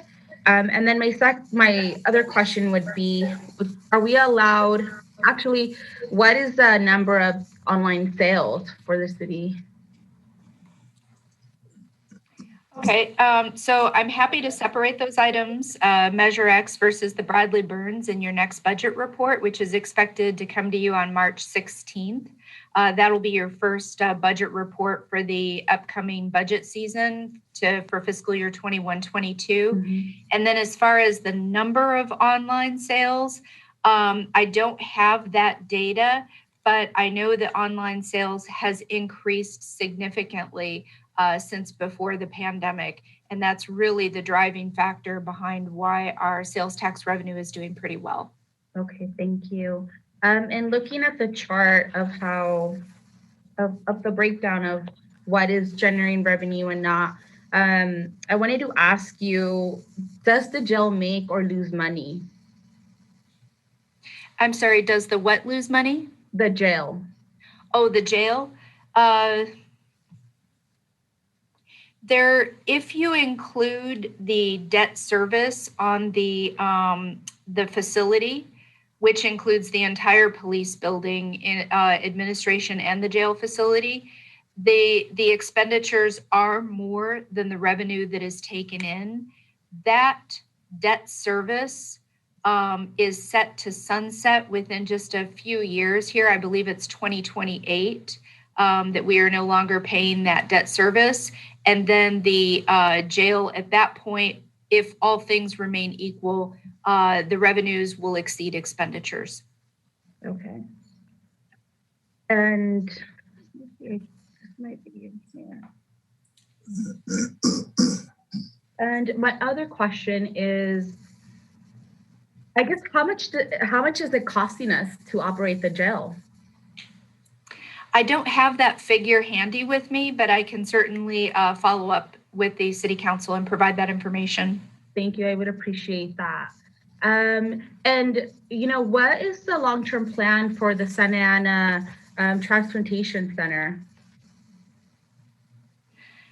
You bring up a very good question, council member, and we're going to need to talk about that when we go to develop a budget for the upcoming fiscal year. There are very few train stations around the United States that actually operate in the black. That's primarily why government actually runs them as opposed to the private sector. But we are seeing an increase in the deficit as a result of the SARDC operation. So I look forward to having an in-depth conversation with you. Okay, thank you. I appreciate that. And my last question, I'm understanding that most of the money is going to the restricted cannabis fund. And so what is the spending plan for that? Do you want to go ahead? Yeah, go ahead. Okay. The spending plan was included with the adopted budget, but this additional transfer that we expect to make because of the increased revenue will simply sit in the fund balance and will be ready for you to appropriate with the 21-22 budget, unless you ask us to bring it back earlier than that. But I'm sure that the directors involved with that budgeting will be happy to bring forward some suggestions on how to spend that additional revenue. Thank you. Thank you. I appreciate it. Thank you for those questions, Council Member. Council Member Becerra. Mr. Mayor, first of all, I wanted to thank staff for that presentation on this item. I agree with my colleague that we should in the future separate Bradley Burns from the Measure X items in future reports. You know, the slight adjustment upward of the business license tax is definitely great news as far as what we're collecting. It's unfortunate what we saw as a drop with the hotel visitors tax, but you know, we're very fortunate here in Santa Ana that as far as our economy goes, we have a diverse economy. And while other cities that are more reliant on that tax are suffering, fortunately for us, we're not as dire straits as they are. With that, my question was, so in regards to some of the vacancies, I know that because of the pandemic and with the governor's orders, we've not been able to offer as much recreational services as we have in the past. And so we haven't had as many employees in that particular arena, but I saw 58 vacancies in public works. And so I just wanted to ask where those are coming from. 9 of them are from the general fund and 53 of them are from restricted monies.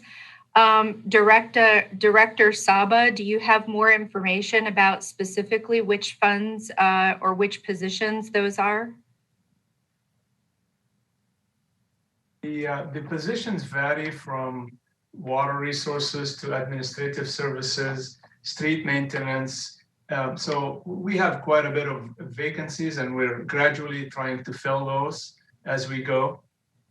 So it varies on where the vacancy is. I don't have an exact number where they at right now, but I can provide you with that information soon.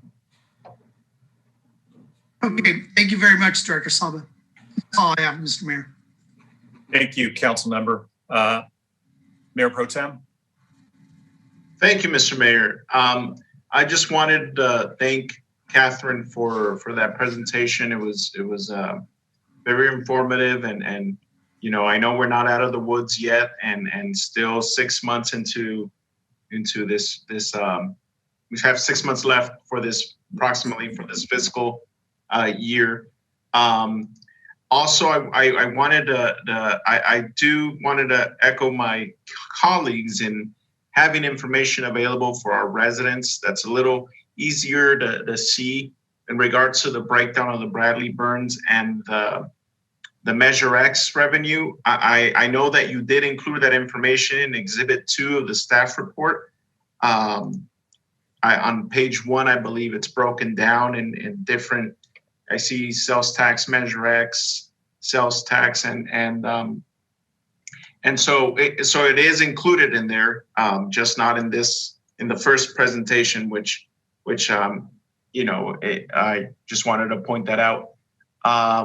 Those vacancies do concern me. I know that we had a hiring freeze, but vacancies in Public Works and Police Department. I know the Parks and Rec vacancies are there because we laid off a lot of them, unfortunately, and do have a hiring freeze. But in regards to the Public Works, I have similar questions of where those positions are at, because I know it's, Public Works projects didn't slow down.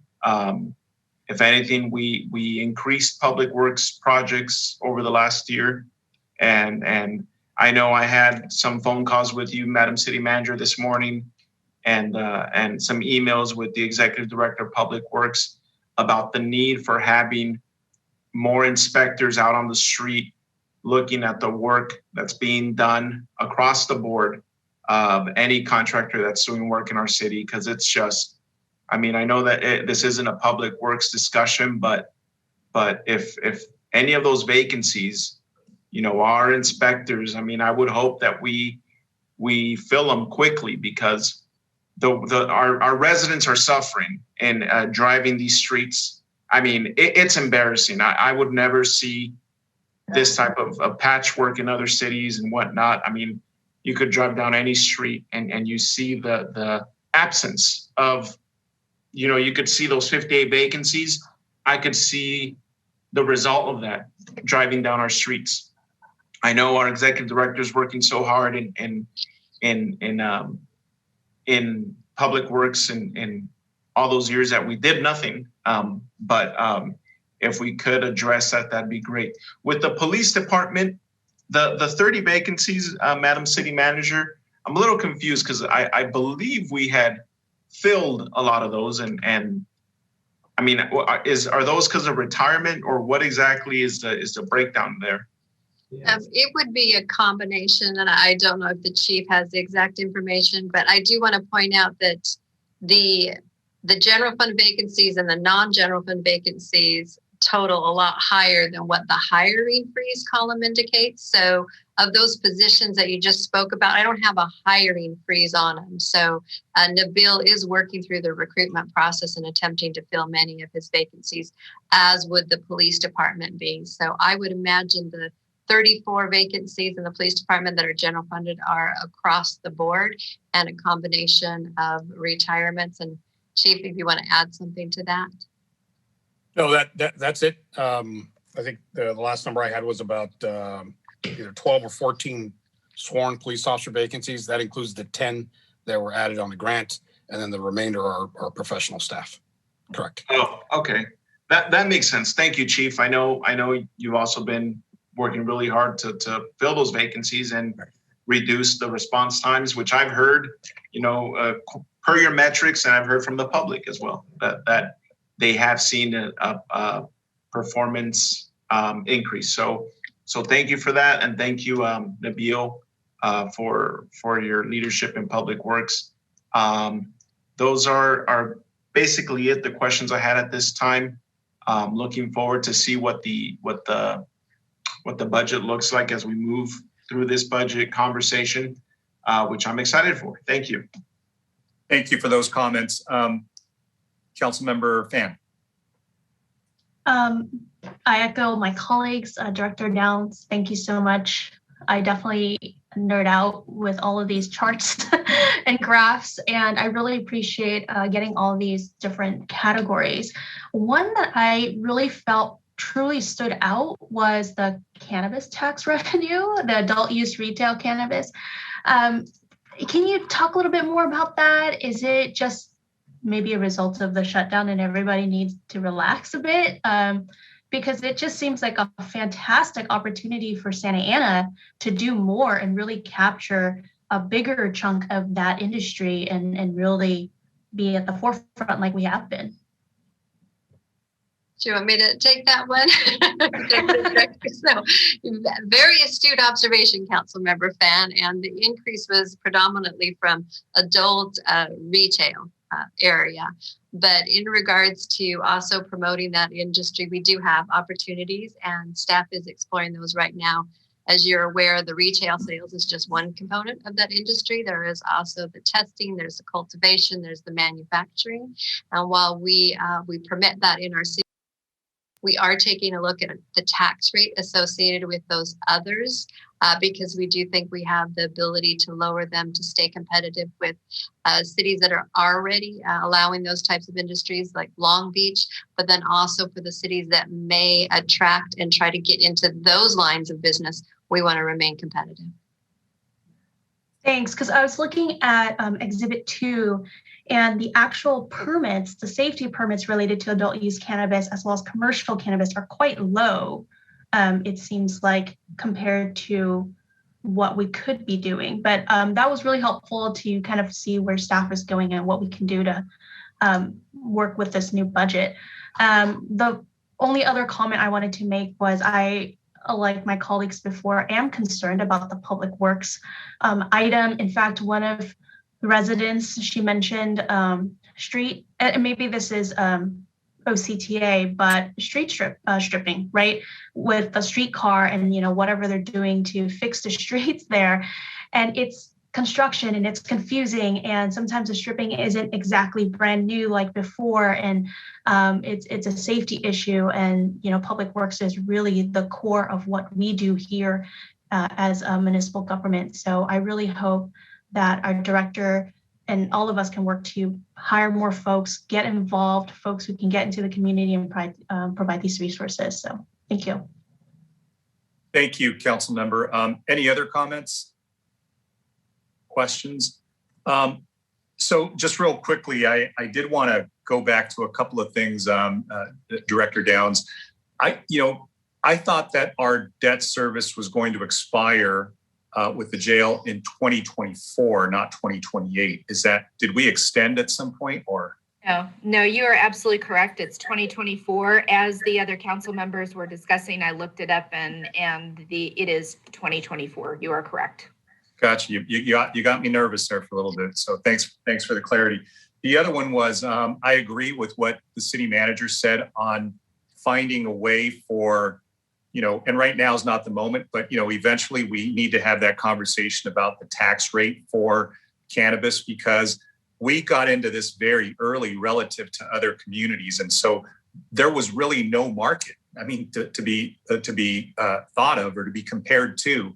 But now there is an industry market that has sort of grown up in our shadow because we went out so early. And to remain competitive because we came out, we started out with a relatively high tax rate. And so you see other communities that are undercutting that. And that means that a lot of what we saw and a lot of what helped us during this, budget cycle or mid-year budget cycle was because of that industry. And to the extent that we can keep it healthy and sustainable and competitive, it makes sense to revisit that.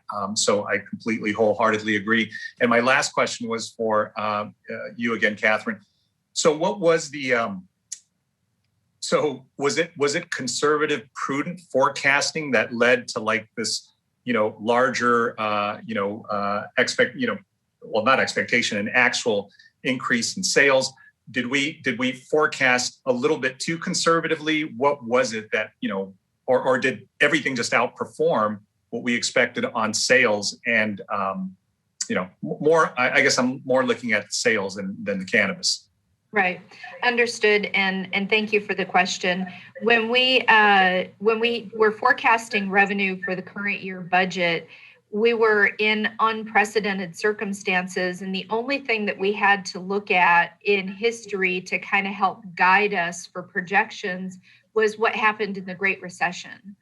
And in the Great Recession, sales tax went, decreased quite a bit in the city. And so we applied those similar kinds of modeling to our sales tax forecast, because quite frankly, we thought we were heading into another deep recession as a result of the pandemic. But as it turns out, the sales tax that we collect for the city has not really been impacted as much, and we don't have the same kind of deep recession that we did after, at least during the Great Recession of 2008, 2009. So it really is a very different circumstance. I do feel that it was the right thing to do, to be conservative, to make sure that we didn't overpromise for the budget and our residents. But now that we have this new information and we've seen how the economy really is doing during this pandemic, at least in terms of salesable transactions for the city of Santa Ana, it's quite different than what we were expecting.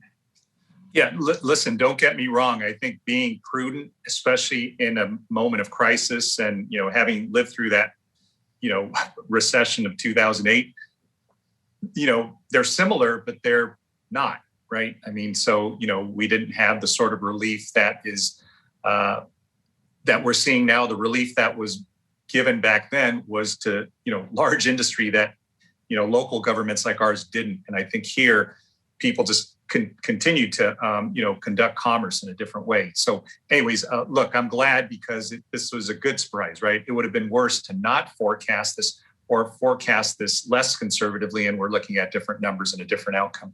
Councilmember Hernandez.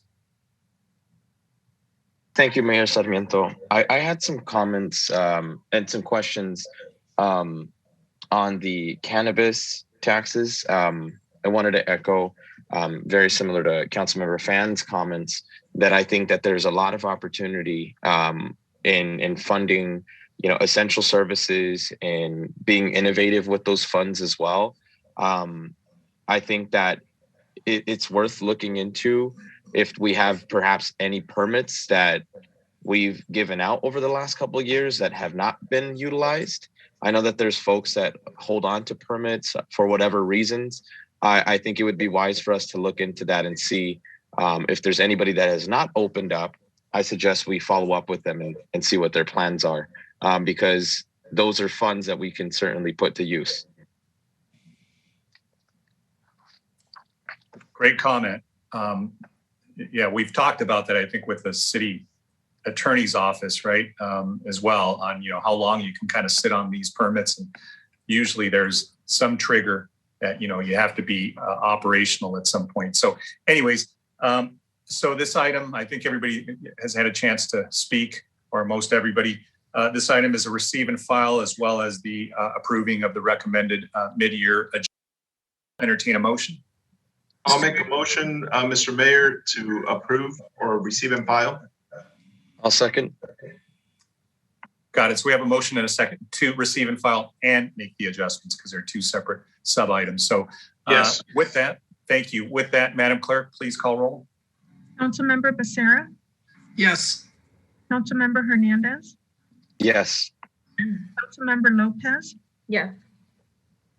Councilmember Mendoza. Yes. Councilmember Fan. Yes. Mayor Pro Tem Peñalosa. Yes. Mayor Sarmiento. Yes, thank you. Moving along to item number 20, negotiations with solid waste proposers. I'll turn it over to the city manager. Certainly, Mayor and Council Member, this is the next step in the RFP process to look for a solid waste provider. We issued an RFP on March 24th, 2020. It's a long lead time, as it is a very large equipment heavy type of a proposal to prepare for. The proposals were due on September 15th, 2020. There were 5 proposals that were received. One of them was deemed disqualified as it didn't address all of the areas that we were looking for a proposal on. With that, the consultant and public works staff and Stephen Mendoza did a panel interview and they ranked the firms. And there is, of the 4 proposals, there's the ranking that are included in the staff report. And what staff is looking for tonight is just the authorization to proceed to negotiate with the top 3 ranked. That would be CR&R, Waste Management, and Athens Services.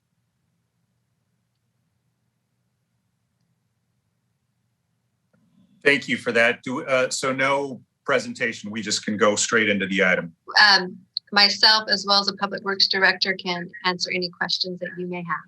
Excellent, thank you. Let me go ahead and bring it back to council with any comments or questions. I know this was a lot of reading and it's a big item, so go ahead. I'm sure there's some questions. Maybe not. Councilmember Lopez. Sorry, I'm going on with questions. So I just had a question regarding the legal question that we have on the proposal summary, but I'm assuming that it's also on the RFP. Are we not allowed to ask about all legal issues, or are we just limiting it to government entities? I'm sorry, council member, I'm not sure I understand the question. So we ask a question now, right? That for whoever's applying to disclose any legal issues. In my understanding, it's just with government entities. But is it a best practice for maybe for us to ask about all legal issues regarding if it's private or public, essentially? Oh, okay. I do believe I understand your question. I know that we worked exclusively with a consultant that helped draft the RFP. So I'm sure the focus on any outstanding legal issues, it was probably narrowed to relative to governmental entities, as we are looking for a solid waste provider that has experience with municipalities and other governmental entities. I'm not a lawyer, but I wouldn't imagine that asking for a further expansion of that would violate anything, as it is our request for proposal.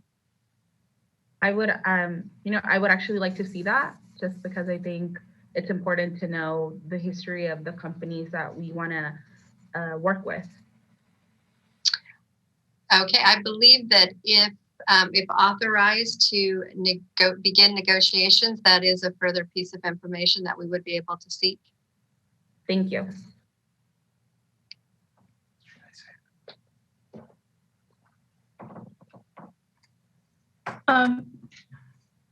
Mayor, I have some questions. Oh, sorry, I think. Mr. Mayor, you're muted. But I think Mayor Pro Tem had his hand up. Sorry about that, everybody. Mayor Pro Tem and then Councilmember Fan. You can go, Councilwoman, if you want. Councilwoman Fan. Good. Thank you. I guess I'll go. Thank you to my colleague, Councilwoman Lopez, for bringing that item up about just the history of the different companies as we were, going through the presentation last week that the executive director, Nabil Salba, took the time to give me it when I got home. I had those same questions and curiosity of just the history of the different companies. And I just started Googling each one of them, and you'd be surprised what you find through Google. So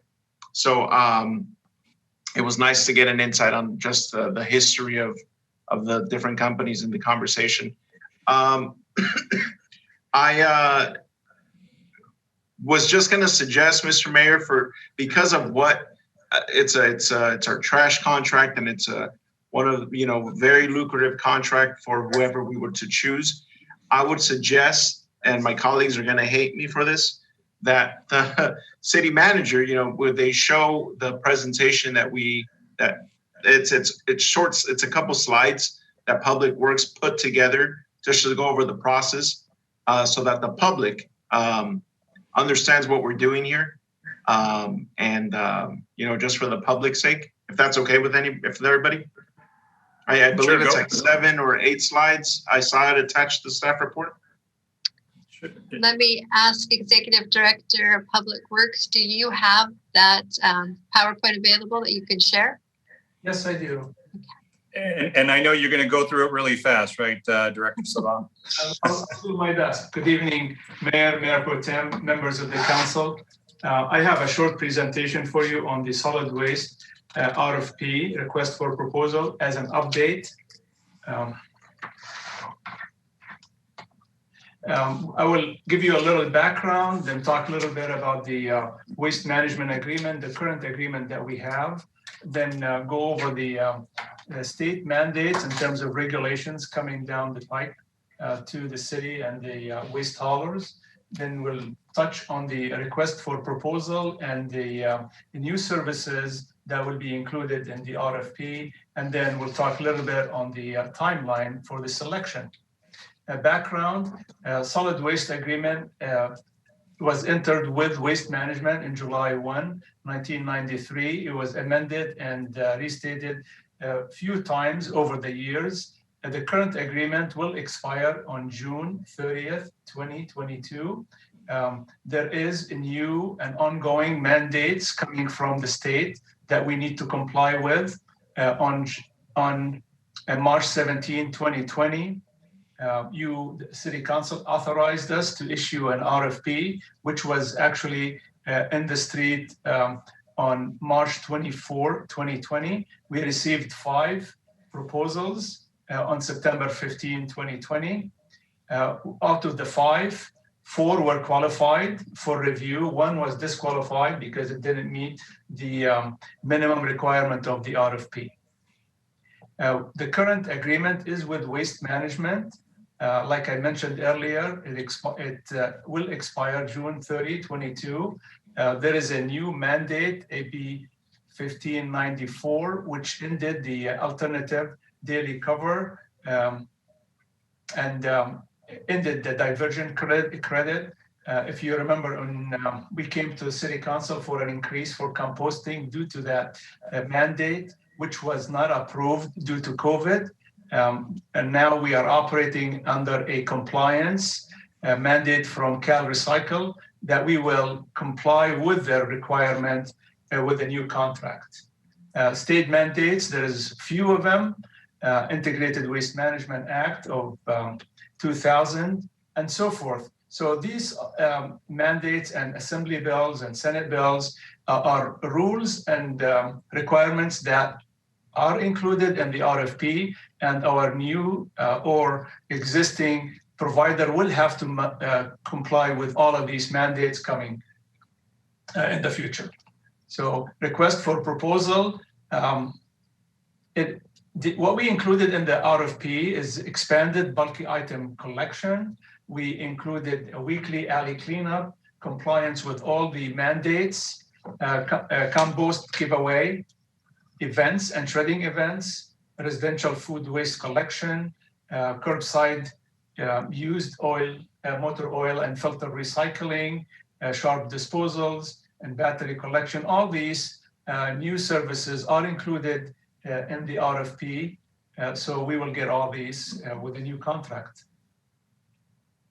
In terms of timeline, March 2020, like I mentioned earlier, the RFP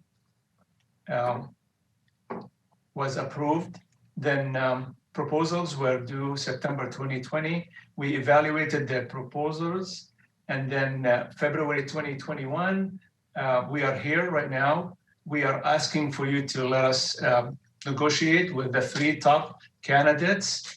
We will go through the negotiation in the timeframe of March to May of 2021.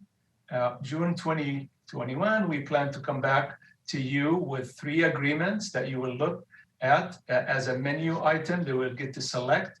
Once you select an agreement, then in the summer of 2021, and because of Proposition 218, we will notice a public hearing to adopt the new rates. And we're hoping that by July 1, 2020, we will have a new contract for new services.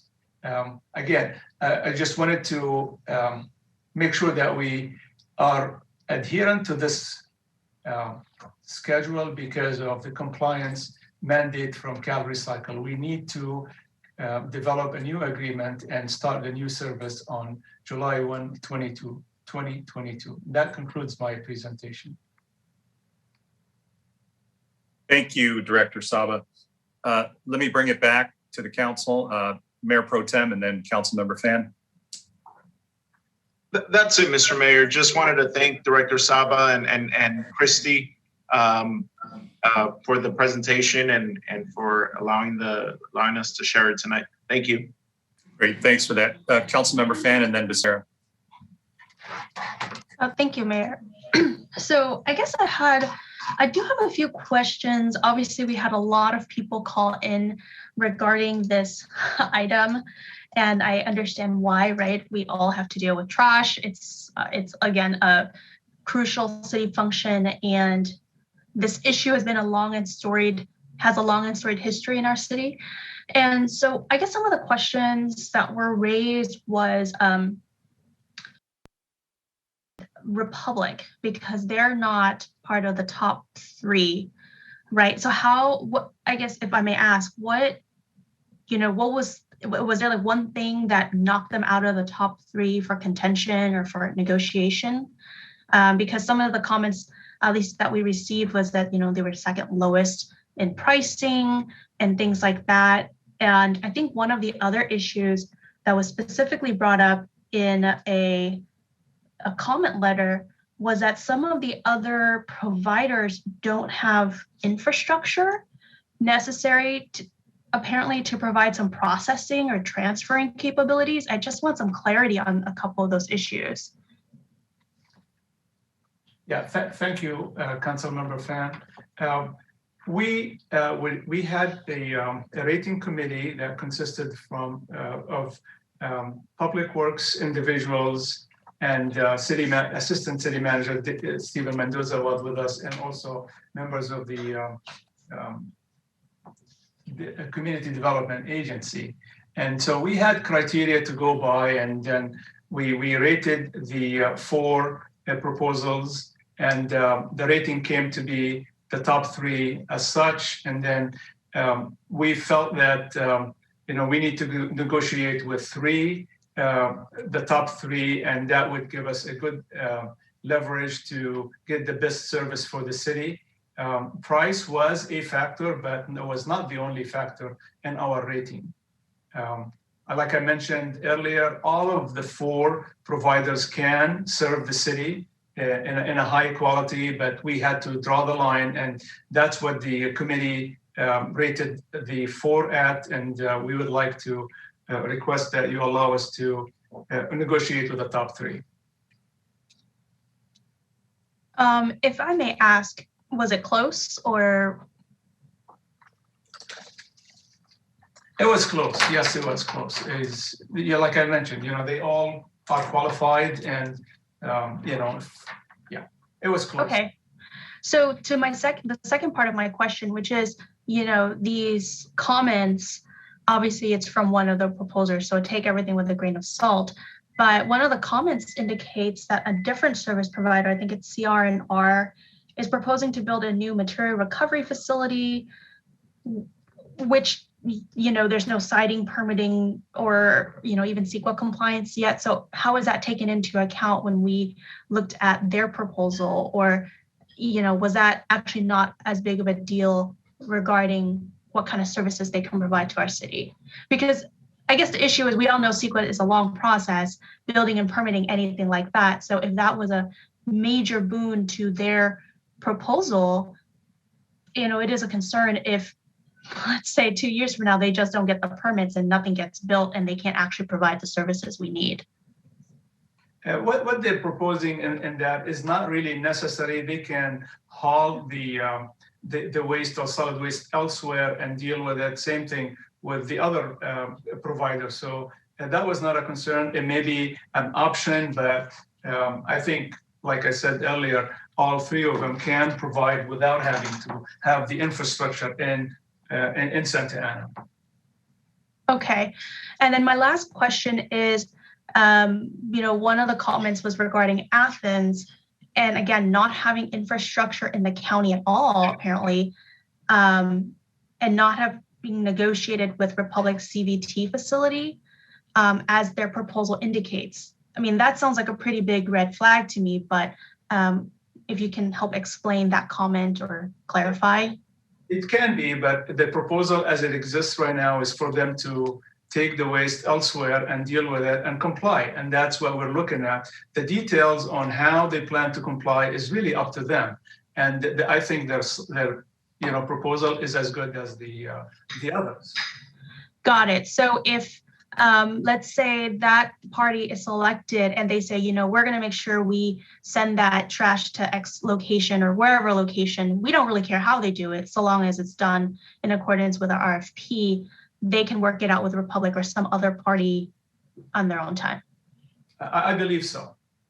Got it. Okay, thanks. Thank you, Councilmember Fan. Councilmember Becerra and then Mendoza. Thank you, Mr. Mayor. And I just want to begin by thanking Director Saba and his team on preparing this for us, and his consultants and everybody. I mean, nobody really was clearly number one. Everybody, as I'm looking through the consultant's report, everybody shined in a different category. So my hat's off to staff and to the consultant for putting this together and attempting, excuse me, to rank everybody.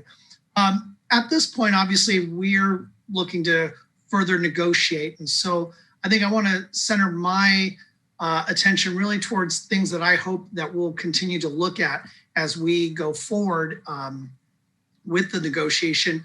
One thing that comes to mind, at least that's important to me, and I know many others, is the on-call bulky item collection for apartments and multifamily units. Folks have mentioned that to me in the past prior to this being an issue. I mean, prior to this trash contract. And I'm glad that this is something that, along with a bunch of other items, staff has taken into account and rolled them all in to these negotiations. So I just want to say thank you. What I read was pretty clear to me as far as what you're presenting. Lots of statistics to pour through. So again, that's where my hat's off to you guys. But I just want to add that I think it's important that as we further negotiate this, there was varying degrees of what each of the folks were willing to offer in that particular category. So that's just something that I want to express publicly. That would be something that I hope that as we do further negotiations with the top three that we select to move forward, that would be something that we definitely pay attention to. Thank you. Thanks, Councilmember. Councilmember Mendoza. Yes, all these concerns and issues that my colleagues are mentioning are very good. And my question is, are these concerns and issues that our city manager will take into consideration in evaluating the three entities and then come back and make a recommendation as to one? Or is it going to be recommendation for the three? Ideally, Councilmember, very good question. What we would do is we would go into negotiations as requested with the top three so that we could get the best possible services for our community. Then hopefully, if it all goes well, what we would do is we would return to you seeking approval to enter into an agreement with one provider.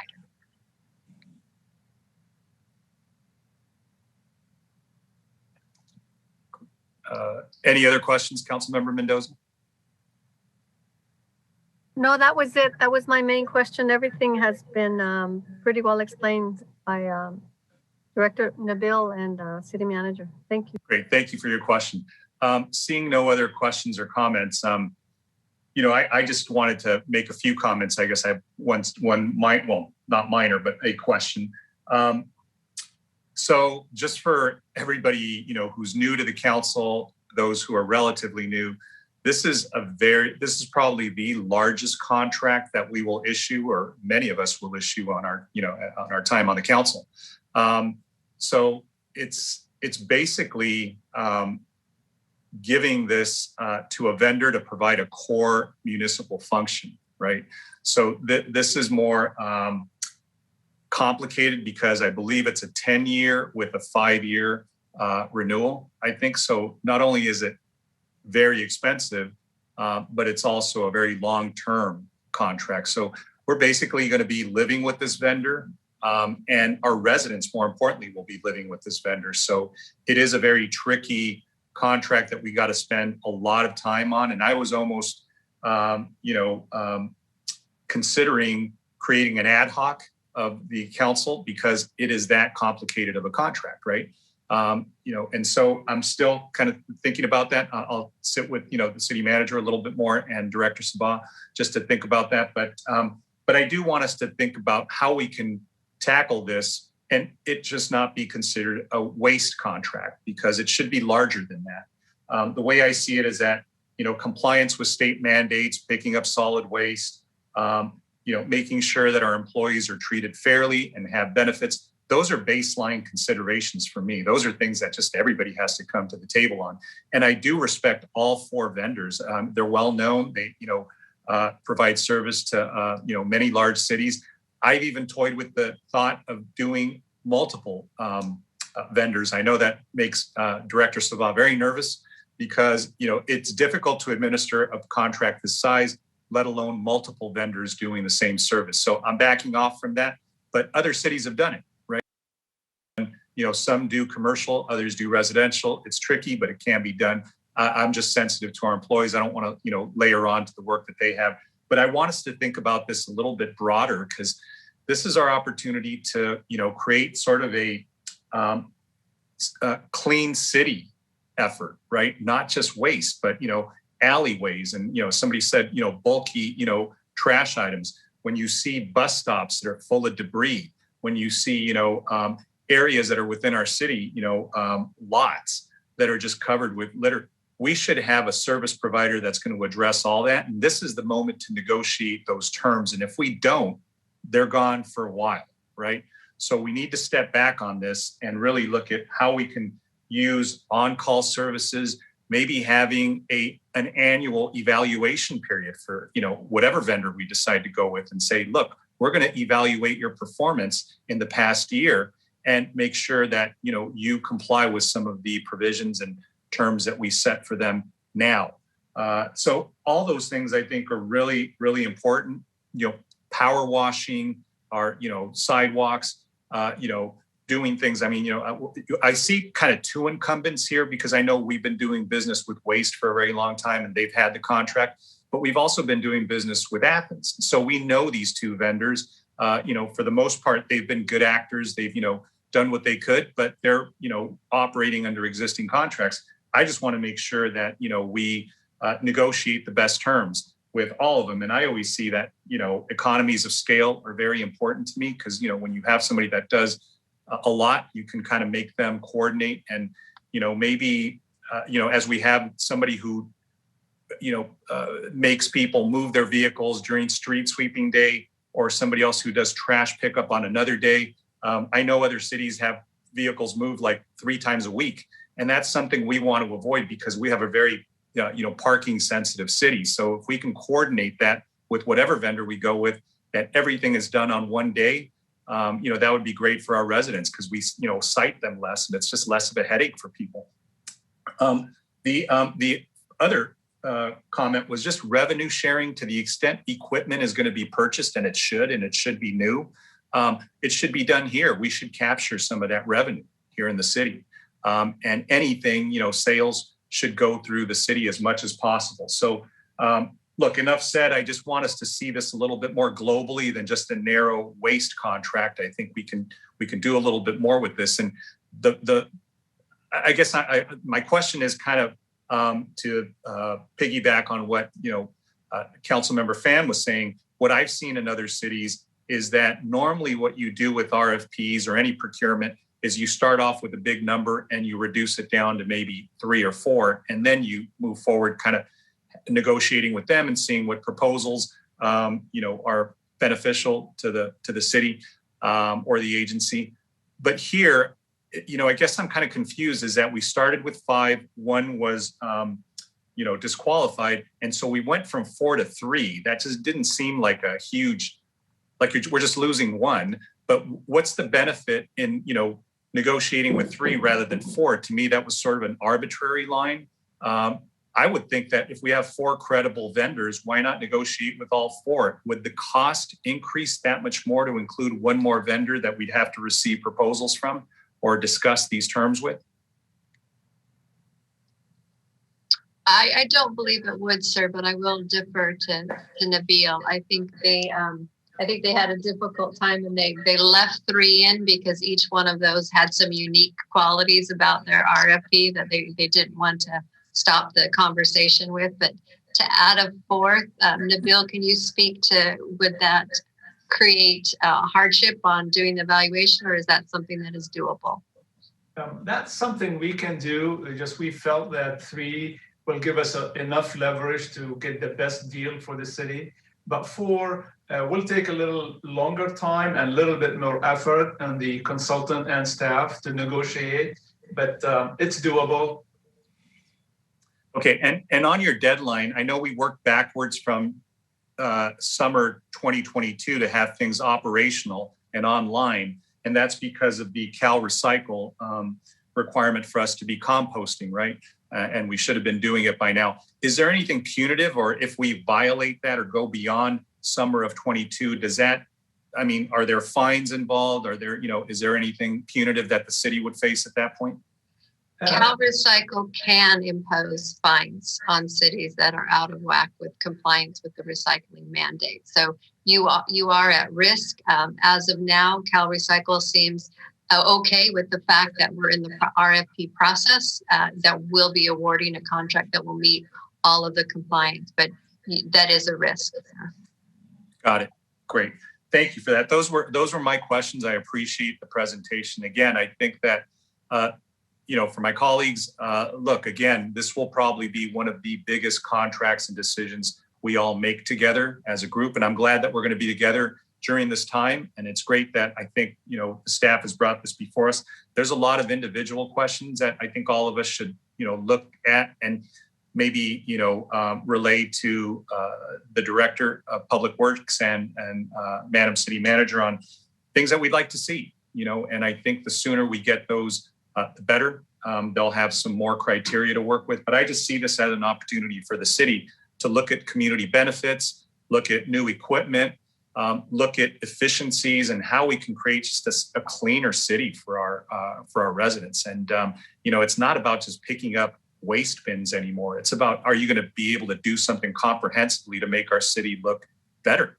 And I think we all deserve that, and our residents deserve that most importantly. So I just wanted to stress the significance of this decision that we'll have. So. My only thing is I would say, if we can stick with the 4, just because, again, they're credible vendors, doesn't sound like it's going to add a whole lot of stress, hopefully, to our, I promise, I'll withdraw the multiple vendors for the city if we just, deal with maybe all 4, and that way it gives us a better perspective. But that would be my only recommendation to this. And I see Councilmember Fan's hand up. Thank you, Mayor. So I'm really glad you brought up all those points. That was really fantastic. And I guess one thing that I noticed also in the, I guess not the staff report, but the eval was regarding labor. And it was discussing, who is, or I guess which parties had labor unions or who they're working with. And if we're going to go with all 4 of them, I really like for us to investigate or see what we can do to have local hire or prioritize local hire or have more local hire, right? Because one of the items that I saw was them talking about buying new resources in the city, bins, carts, things like that. But again, we know that local hire is going to make sure our own residents are benefiting from something like this. And that would be really fantastic. And I do put high emphasis on a livable wage, just because, those are the people who are going to be servicing us, and they need to be able to afford to live here when they work here. And so I really hope that as you negotiate, that is a major point in the negotiations. Great. Thank you. Thank you for those comments, Councilmember. Mayor Pro Tem and then Councilmember Hernandez.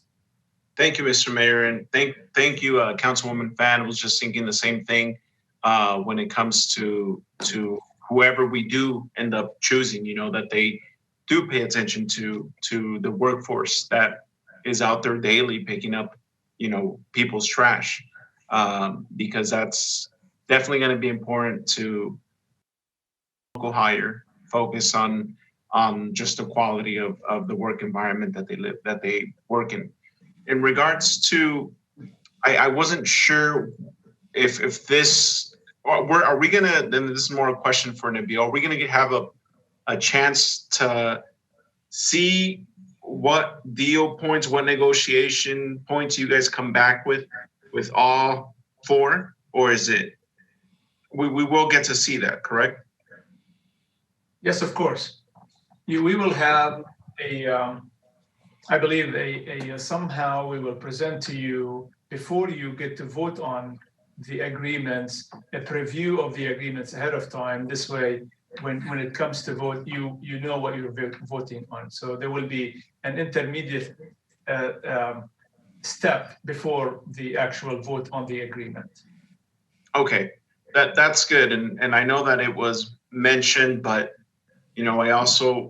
I know that if there's a way where we could expand our alley cleanups, our bulk item pickups, where we could include all our apartment communities in the city to have bulk item access, because that's one of the problems that we've seen is that we currently don't have that service available for apartment communities.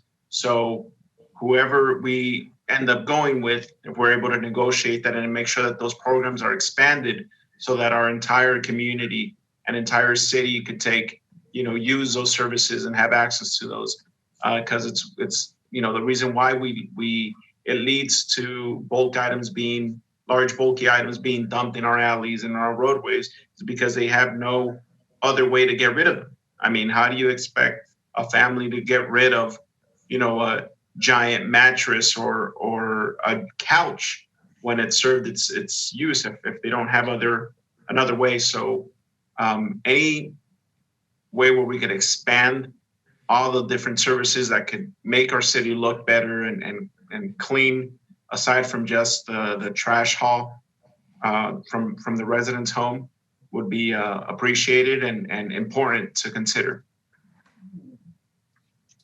Thank you, Mayor Pro Tem. I forget who was next. I'm sorry. Was it Councilmember Hernandez? Yes, that is correct. Thank you, Mayor Sarmiento.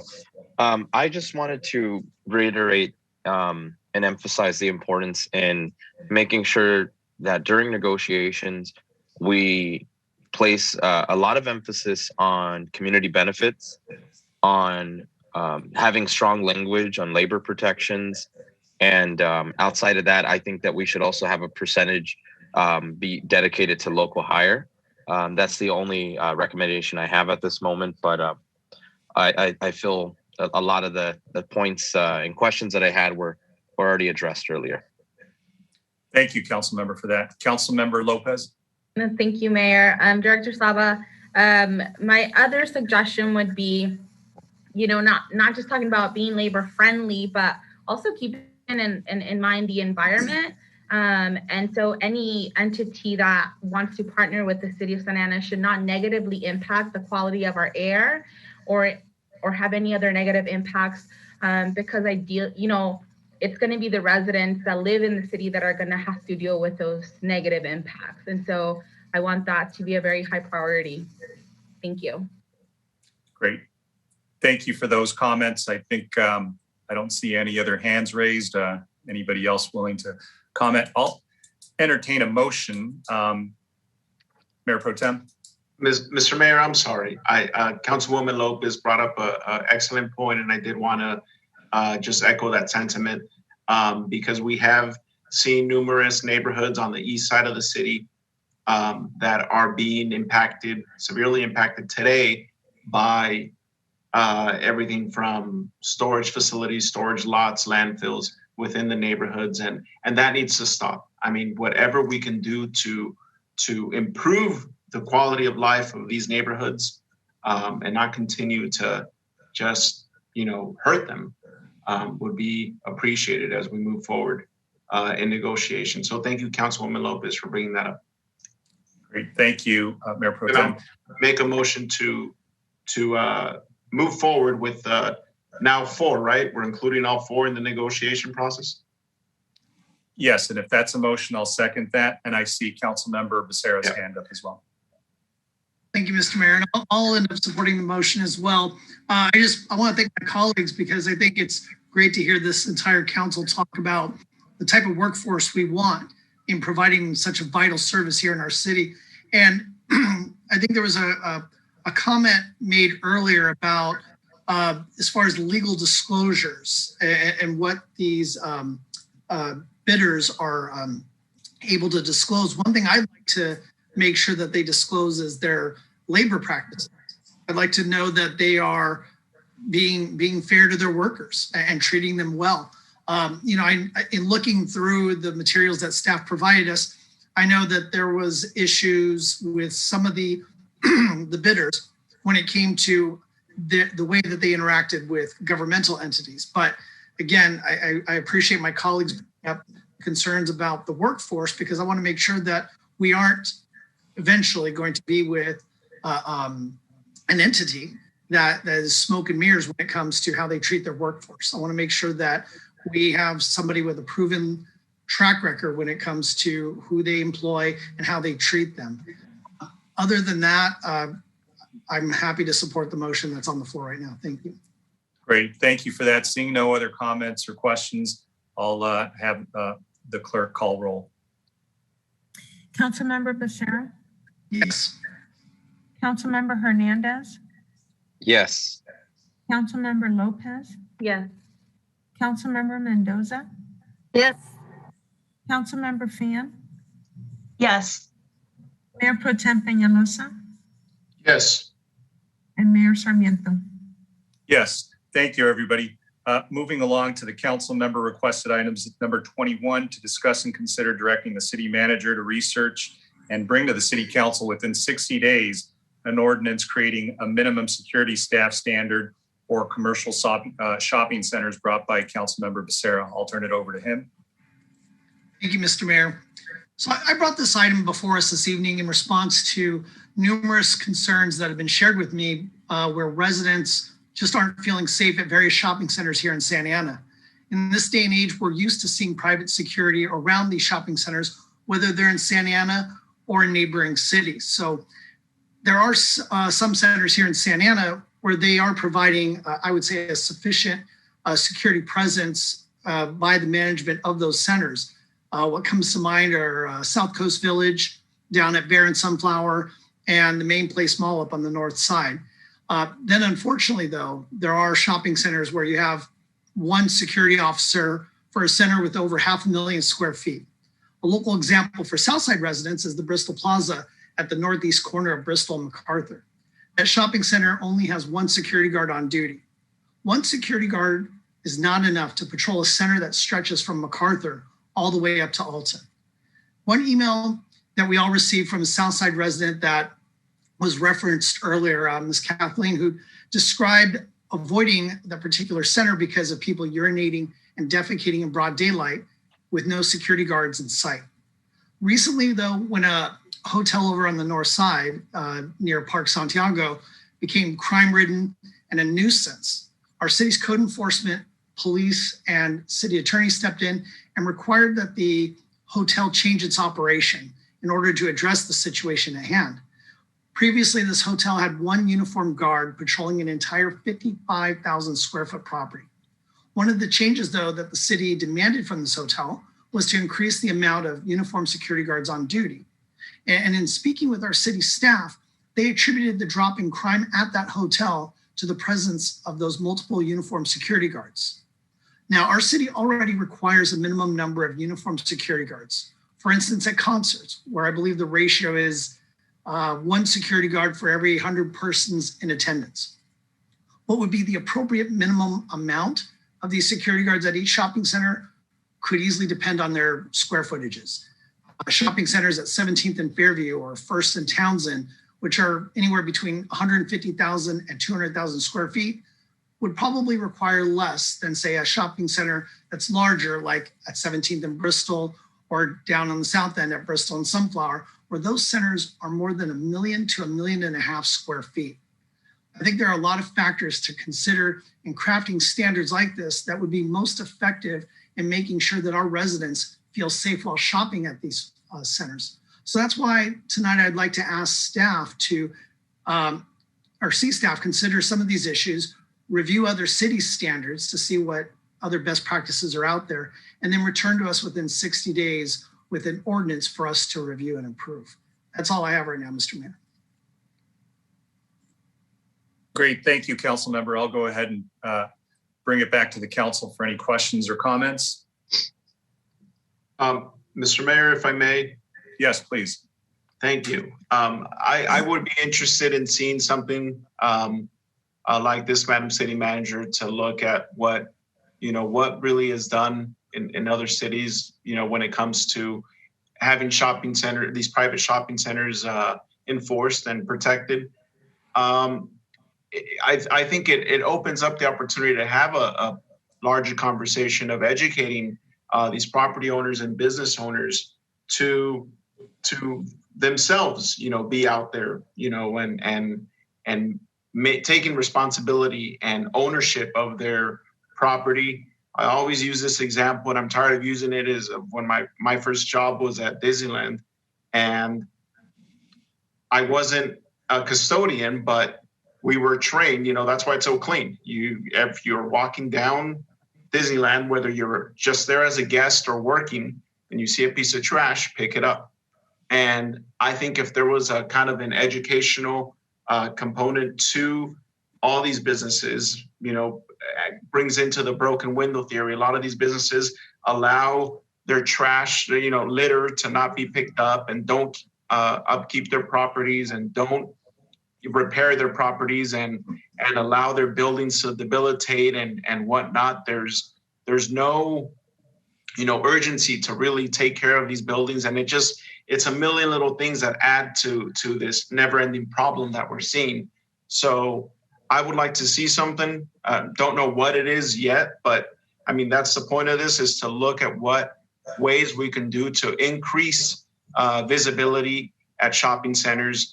Let our residents feel safe when they're shopping at our local shopping centers, and generating tax dollars and bringing the city revenue. Because, if aside from, it brings it back to the conversation I had a couple, residents have to pay the highest sales tax in the county, and then have to deal with all the nonsense that they deal with in parking lots, getting robbed every time. I feel like every time, and it's been 3 times now that I'm at the shopping center on Fairview and Edinger, and I always see the Stater Brothers employee running out the store, chasing somebody that stole alcohol or whatnot. And it's just, there's a lot going on, and whatever we could do to make sure that property owners and private businesses take care of their business and whatnot, I'd appreciate. Thank you, Madam City Manager. Thank you, Mayor Pro Tem. Councilmember Fan. Thank you, Mayor. I really appreciate my colleagues bringing this issue up. However, I don't believe that it's the right thing for our city right now. As we've talked about, we're all going through a pandemic, and there are a lot of expenses and costs that our businesses are dealing with. And we know that if we increase the security guards throughout the city, right, kind of carte blanche, and maybe base it on just the square footage or something like that, rather than say evidence of high criminal activity, which is something we do look at when we, when those items go toward planning commission, then we're just increasing costs, and it's not really clear whether that will actually deter anything. Maybe other options are have lights, or if the security guard is paying attention at the actual store, something like that, or lock up your liquor behind a locked cabinet rather than leaving them out. And that would be a much more affordable way to deal with something like this. And I agree with picking up trash. I mean, I live near enough to several shopping centers to walk around, and I do walk to these stores. And that's something we, like our Mayor Pro Tem mentioned, should educate our residents about. But, you know, for me, tax dollars or dollars from these employers going directly to residents who are working in their stores, or, you know, employees who are risking their lives, is frankly a higher concern for me than making all of these business owners subsidize something like security guards when it's not clear all of these locations may need it. I mean, that is up to our, you know, city attorney to craft something, but I don't believe that something like that throughout the entire city is going to be effective. What it will really lead to is just now requiring private businesses to subsidize policing in our city. And, you know, part of what we've done with policing is we have already increased the wages, we've increased the number of people who are policing, and we have increased the number of code enforcement officers. That is what they should be doing when necessary. And I just don't think putting this burden on private businesses makes a lot of sense everywhere. Great, thank you, Councilmember Fan. Any other comments? Mr. Mayor, I just like to address a couple of the comments Councilmember Fan made. The idea of this ordinance is not to come in and say that we're going to draft an ordinance that's purely based on square footage. In fact, that was really the intention, was to give it to our staff and have them come back with something for us. We may not ultimately move forward with it, but I would love for staff to take a crack at it, see what other best practices are happening, and bring something to us. And in regards to paying for folks to do jobs, I agree. And in fact, you know, I would ask that staff not have robots doing the security work, but rather people, and that we could pay for folks to be employed to do the job. I don't want to limit staff too much as to what they may want to explore, but I don't envision them looking at requiring armed security guards or anything of that nature, but just rather, I think someone earlier talked about, you know, or maybe it was you, Councilmember Fan, broken windows theory and just eyes on the street. It's just having an extra set of eyes in the shopping centers. I think sometimes these property managers, you know, they've got a large portfolio, and I think they don't respect Santa Ana enough to give the properties in Santa Ana enough attention that they would give properties that they manage in other cities. And so what I'm asking for staff to do is just to take a look at what other cities are doing and bring back some ideas for us to consider at a later date. Thank you, Councilmember. Any other questions or comments? Yeah, Mr. Mayor, I just wanted some clarification because Councilwoman Fan threw me a little off. This isn't you weren't asking for an ordinance, right, Councilmember Becerra? I'm asking for an ordinance to be drafted and brought before us, but I mean, I'm not laying out the hardline parameters tonight. I'd like to have staff take a look at it and bring something back to us. If they need more time, that's also fine, but I threw out 60 days as a potential time frame. But again, I don't want to put something on the books out of haste. I'd rather it be something that's more of a model for other cities to look at, rather than us just knee-jerk react to the situation at hand. Okay. Yeah, well, just to clarify, I'm personally not interested in an ordinance at the moment, but more if we do have ways where we could look at what's going on in the city and different ways that private businesses and these private properties could start taking care of their own properties, because there's a lot that don't. I mean, and I think that's where the problem starts, is these negligent property owners that are just neglecting their properties and allowing anyone to loiter around and you know, never take a broom to their parking lots, is what I constantly see, and I think what causes these problems.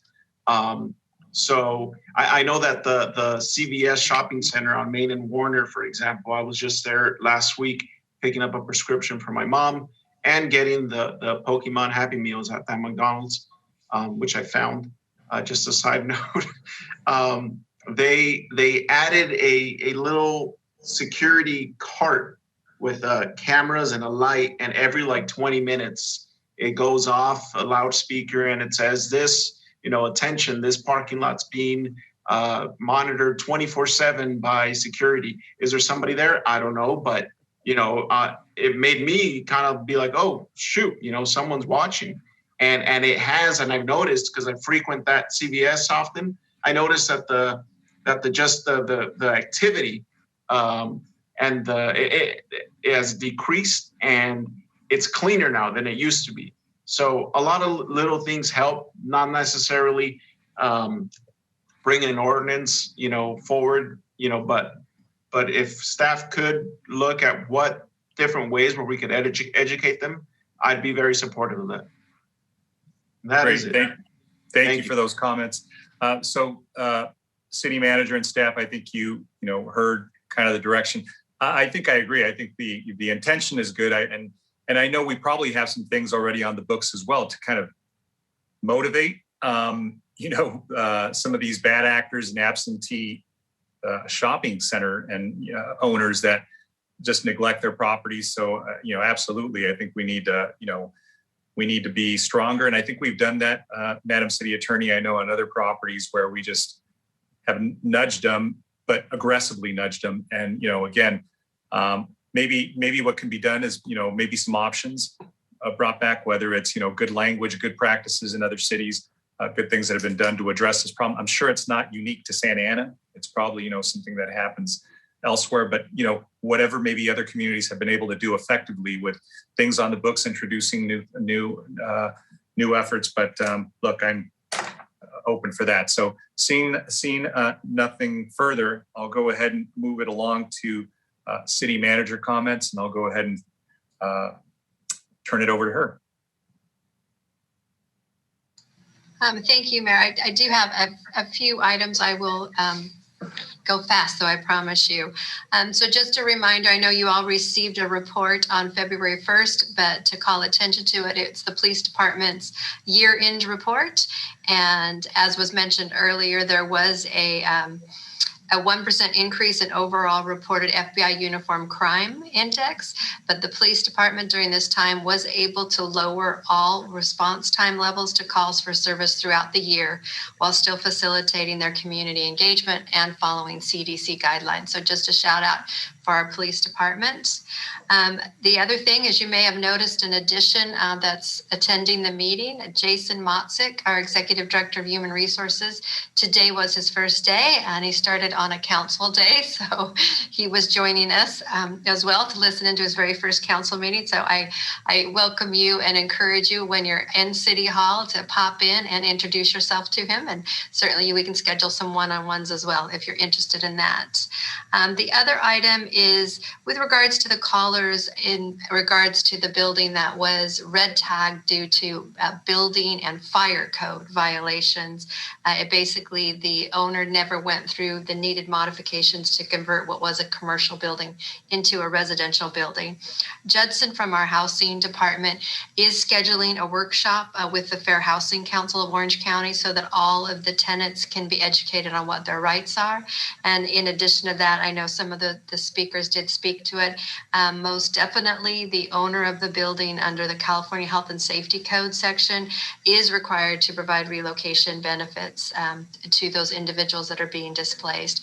We also are assisting as many as we can as well, because for those that are facing homelessness, they are of the highest priority with our housing and some of our affordable housing projects that we have. So help underway for those tenants that are unfortunately impacted by this.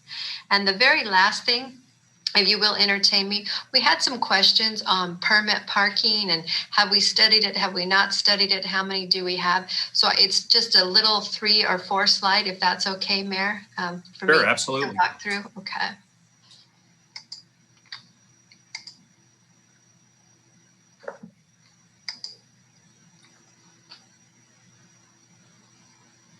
Okay, are you able to see that screen? Yes. Okay. So a few questions have come in, and I know Councilmember Lopez had some specific questions on this, and you may have been getting requests from constituents on this very issue. So just a little primer on it, some background information that I can kind of tell you where staff is headed, and we certainly can return to council with more information. Permit parking, it's certainly, we're not alone in this issue. Your older urban cities have been dealing with this for some time, and the idea of a permit parking district was going to be the solution for the problems that we had regarding to parking. Unfortunately, a lot of the solutions of yesterday create unintended consequences for tomorrow. But citywide, we do have 27 permit parking districts. We have issued 7,000 permits citywide.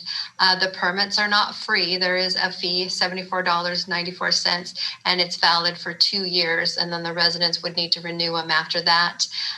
The permit fees, everybody's on a different cycle because it depended on when the area did become a permit parking district. The city did conduct a pilot parking study to find out, what were some of the solutions that could address some of the issues with the shortage of parking throughout the city. The study found that there were things that the owners of the property could do, and there were things that the city could do and explore. So some of the recommendations relative to the multifamily complex owners, and just as a reminder, the types of residential properties that can apply for parking permits include single family homes and then multifamily complexes, but no greater than 4 units in them. So some of the recommendations is using the parking lifts to increase on-site parking. This actually can double the amount of parking on-site. And we do have one success story of a complex that did in fact install those to add for additional parking. There may be opportunities for restriping of existing on-site parking to maximize parking. Other options would be exploring agreements with nearby commercial properties for added overnight and weekend parking spaces. And then one I definitely know, Mayor, that we've discussed before about maybe we could take a lead and do this, but potentially entering agreements with Santa Ana Unified School District. They do have a lot of elementary sites that are spread out through the neighborhoods, and some of them do coincide with neighborhoods where we do have very tight parking. The recommendations that the city should explore from this study, we're including maximizing on-street parking to the greatest extent that we can, potentially exploring the use of our city parks parking lots for overnight. And then one issue that we've heard a lot about is allowing the renters to vote in place of homeowners for single family homes. So the first vote would go to the homeowner. If the homeowner doesn't participate that vote, then the renter would have a voice on that. And then looking at other permit parking programs to understand how they're managed.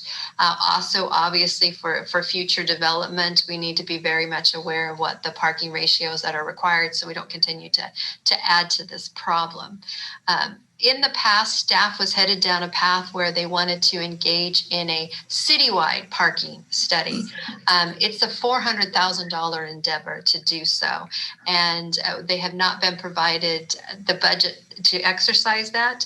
I think by myself and also, in conjunction with Nabil, we are rethinking that, because for the $400,000, you're basically going to be able to get identified in the city where there are parking issues.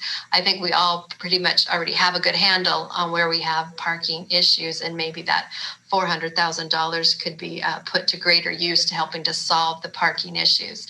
The reason these studies are so expensive is the amount of detailed work that goes behind them. To embark on a citywide parking study, it actually entails identifying all the vehicles registered in a certain location. It entails measuring the streets and the available existing street parking. So it's very, very intensive to do so. So I know that's just a basic primer on it, but the direction that staff is heading in is similar to what was just discussed with security in the parking lots or shopping centers. We want to look to see what are the absolute best practices in this area that are being implemented by other older urban areas, and see if we can't add to the toolbox on things that we can do. And then I certainly would, we'd be able to return and bring that back to you. So just a brief update, because I know a lot of you were getting questions on this issue. And that's all, sir. Great. Thank you, Madam City Manager. Excellent presentation. And you're right. Parking, I think, is one of the most common, questions that we have asked. And I really, really like the suggestion of the parking lifts or staff parking. I think it's Vista del Sol that maybe, I'm not sure which one of the multifamilies that has implemented stack parking, but it's very common in, urban areas, busy areas that, don't have any parking. You just double your your inventory with that. And then working with commercial property owners and the school district, I think those present some viable options for us. So thank you, Councilmember Lopez, as well for discussing that. Let me go ahead and go to the council for its closing comments. Councilmember Becerra. Thank you, Mr. Mayor. And thank you, Christine, for that presentation on parking. Our parking permit program is like a twisted Hunger Games out there. It's just a terrible program the way it is today. And I look forward to the day that we have a completely different system. And I would support you on pushing for a study that gets down to that level of detail that you were just describing. You know, the pandemic, just kind of shifting here, you know, the pandemic has really shined a real bright light on the digital divide that we have here in many of our underserved communities. We have a lot of residents here in Santa Ana that don't have broadband services available to them, whether it's a lack of affordability, whether it's infrastructure. There's definitely a need to expedite getting broadband service and infrastructure deployed to these residents in these neighborhoods. On February 4th, I, along with my colleagues on the SCAG Regional Council, voted to adopt a resolution that would establish a region-wide broadband action plan that will help assist us in bridging that digital divide. Now, why does that resolution matter? Because it would enable SCAG to pursue grant funding opportunities and then be able to partner with local member cities such as Santa Ana in trying to implement broadband service and work with our state and federal partners to get that done. And speaking of federal partners, I met virtually with our Congressman Lou Correa last week, and I'm very happy to report that bridging the digital divide is also a priority for Congressman Correa as well. Let's pray that he can bring back some much needed resources from Washington, D.C. so that he can help us here in Santa Ana to really expand broadband services and that infrastructure that many of our residents and neighborhoods need. I wanted to conclude my comments this evening with yet another reminder to please download the My Santa Ana app and use it to request city assistance and service on various needs such as graffiti abatement and other items that the city can help you on. Just today, my wife and I were out on a morning walk. I must have reported 5 different pieces of graffiti. Honestly, I got service back on my My Santa Ana app showing me that those items have been taken care of within 4 to 5 hours. So I strongly encourage everybody to download that app and use it where you can. Thank you very much. Thank you, Councilmember. Councilmember Hernandez. Thank you, Mayor Sarmiento. I just wanted to take this opportunity to connect with the residents at the building on 4th Street. I want to let them know that I am deeply concerned about the situation and how it was handled, the mismanagement from the landlord, and my heart and efforts are going to be centered around helping these residents up till the 28th. So I will be working very closely with our city manager and our city attorney to make sure that we offer support beyond just referring them to our affordable housing units. So I'm going to work very, very hard to make sure that residents are protected from displacement. Furthermore, I wanted to provide some clarity to some of the comments related to the Brown Act and me having conversation with the landlord. I couldn't tell you who that landlord's name is. I've never met the individual. I've never come across him. My first introduction at this unit and this property was in learning about what's been happening to the residents, and it was brought to my attention by our resident Vic Mendez, and I thank him for his efforts in fighting for his neighbors, because that's what we need. We need to come together right now, and we need to collectively as a city make sure that we all use our power to help each other out.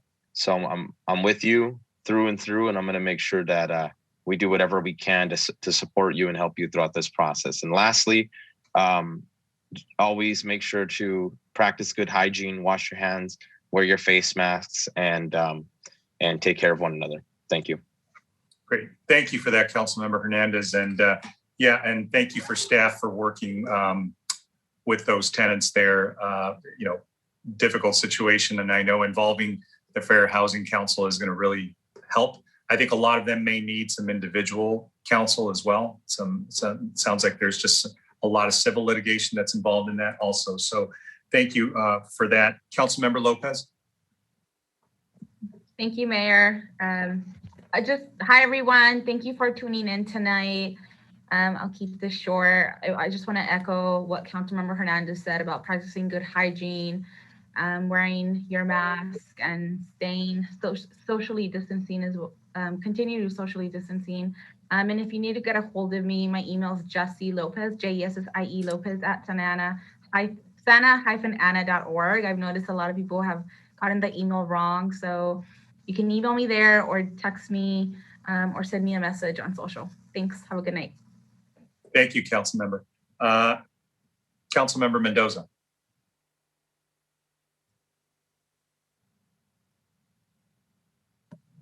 Thank you, Mayor Sarmiento. You just muted yourself.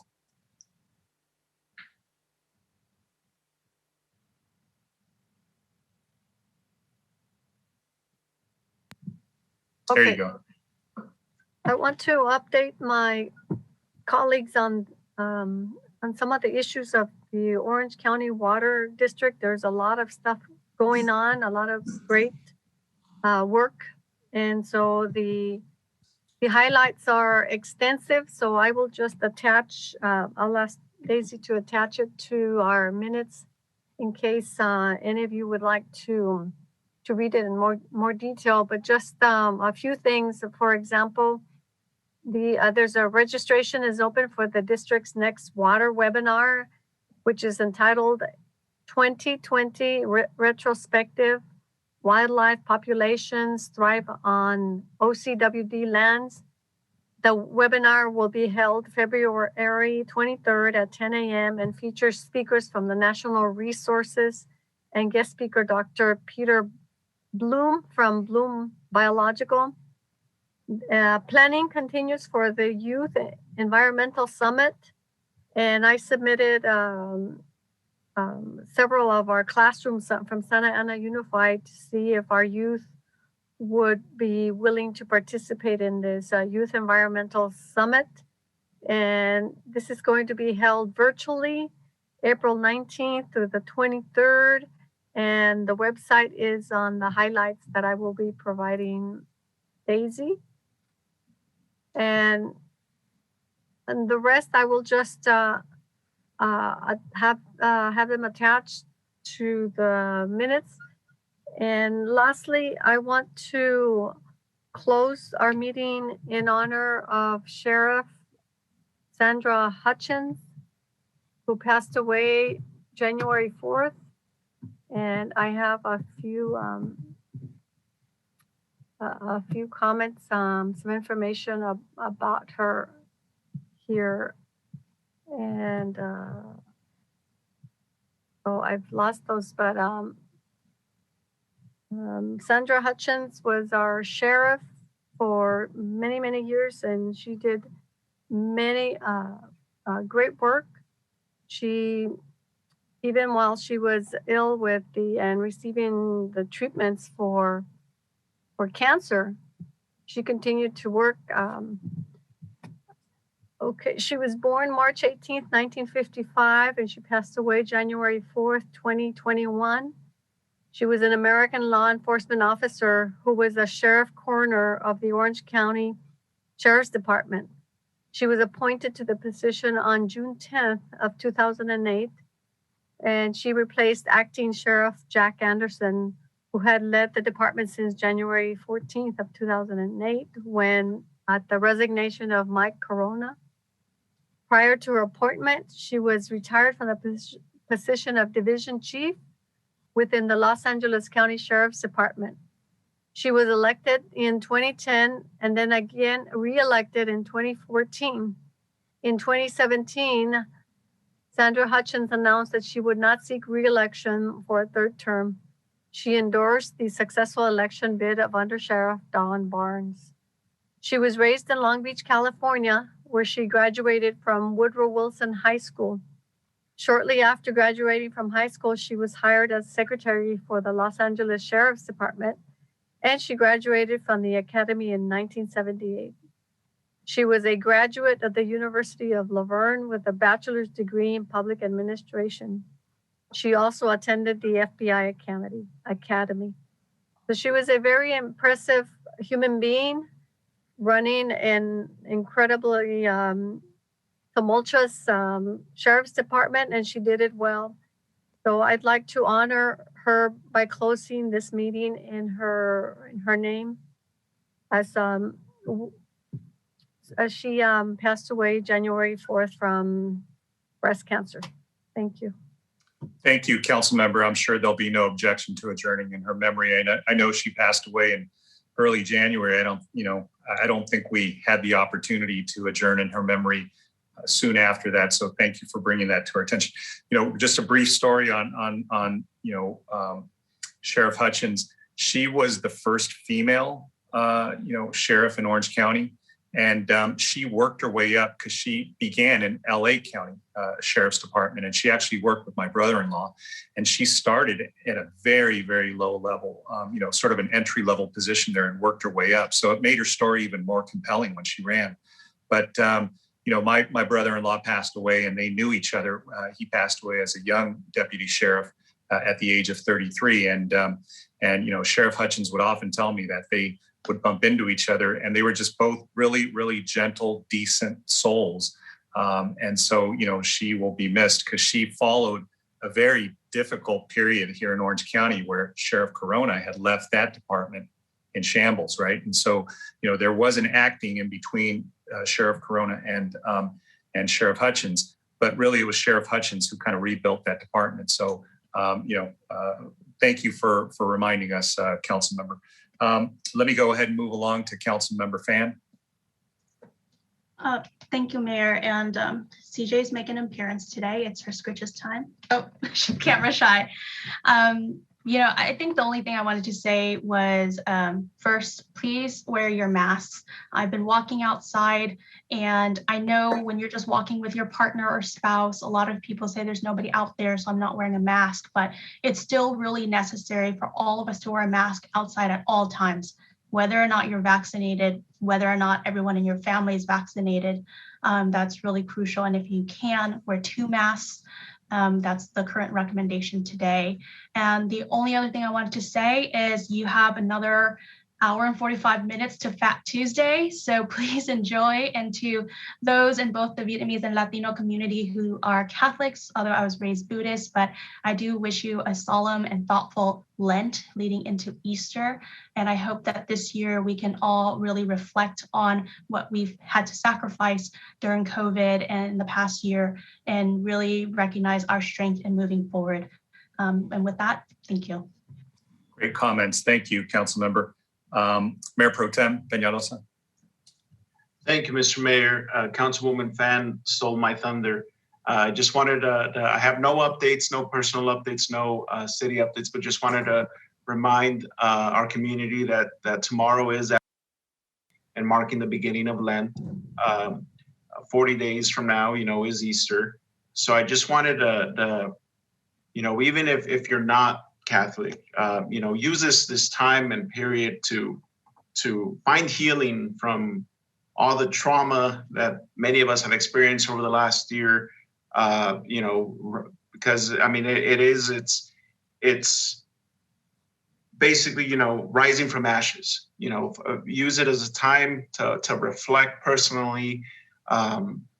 There's a couple of things I read a couple days ago that, it's basically, it shows us how to rise, shows how to bloom from barbed wire is what I read. And which was, it stuck with me because there's so many things that go on and are going on in the world today, and that are traumatic for everybody, and personal experiences that one experiences. And this is a perfect opportunity to reflect on what's going on and rise above it. I mean, use that to build that strength and rise. So I'll stop now before I ramble too much and not make sense. But the point is, wish everybody a nice evening. Good night. Thank you, Mayor Pro Tem. Listen, just a couple of things. It was a busy weekend, having, TET on Friday, Valentine's Day on Sunday, and then President's Day yesterday. So it was busy. Hopefully everybody got some rest. Thank you to staff for the presentations. I mean, we didn't have a long agenda tonight, but there were some very significant things that we addressed tonight. So really appreciate your work on that. Real briefly, I know that, I'm excited about the vaccines and the COVID presentation that we received, how they're now, coming to our community. And I just, again, want to reiterate, it's a result of many voices that just kind of stood up and said, hey, we need these in Santa Ana, because we were looking at a much different February and March had we not really kind of gotten assertive. So I just want to thank all those voices. And for staff, I know that we're still doing testing at some of our mobile sites, but I know we had a lot of those signs that said protect Santa Ana, protege Santa Ana. If we can have those at those sites and give those to everybody who receives either a test and hopefully, vaccines where we can, and I'm sure the district will allow us to do that because they were partners with us, and they can put those signs up either in their window or on their lawn. And I see them all over, and I think they're helping. And, to everybody's credit, I think you all are saying the same thing. We're speaking with under the same script and telling everybody, we're close, but we're not there yet. So thank you all also for participating in that video that is going to be circulated on a lot of different platforms, just to remind everybody. And the last thing I had was something that the city attorney just circulated to us. And real short story on this, we had a site in the city, El Centro Cultural, that you guys probably know, on 4th Street, right by a civic center. There was a large homeless population and encampment on that property. The folks there at that nonprofit said, hey, we didn't want to be punitive or harsh with them. We wanted to somehow figure out how we can provide them services without citing them, detaining them, arresting them, and criminalizing them. And, what could have turned into a very litigious situation turned into something I think that was resolved in as amicable, as, as positive a way that we possibly, could imagine. And I know that the city attorney circulated something on that. And I think the more we think through these things, not everything involves, being aggressive that way. I think there's good, intelligent ways and really, civil and humane ways to deal with this, because I think there's an MOU now that's being drafted amongst the parties that will allow for, service providers to help, this population of homeless people. But hopefully, if that model works well, maybe we can see it replicate in other parts of the city. But with that, that's all I had to say for tonight. We are going to meet again on March 2nd. So have a good night, everybody. We're adjourned.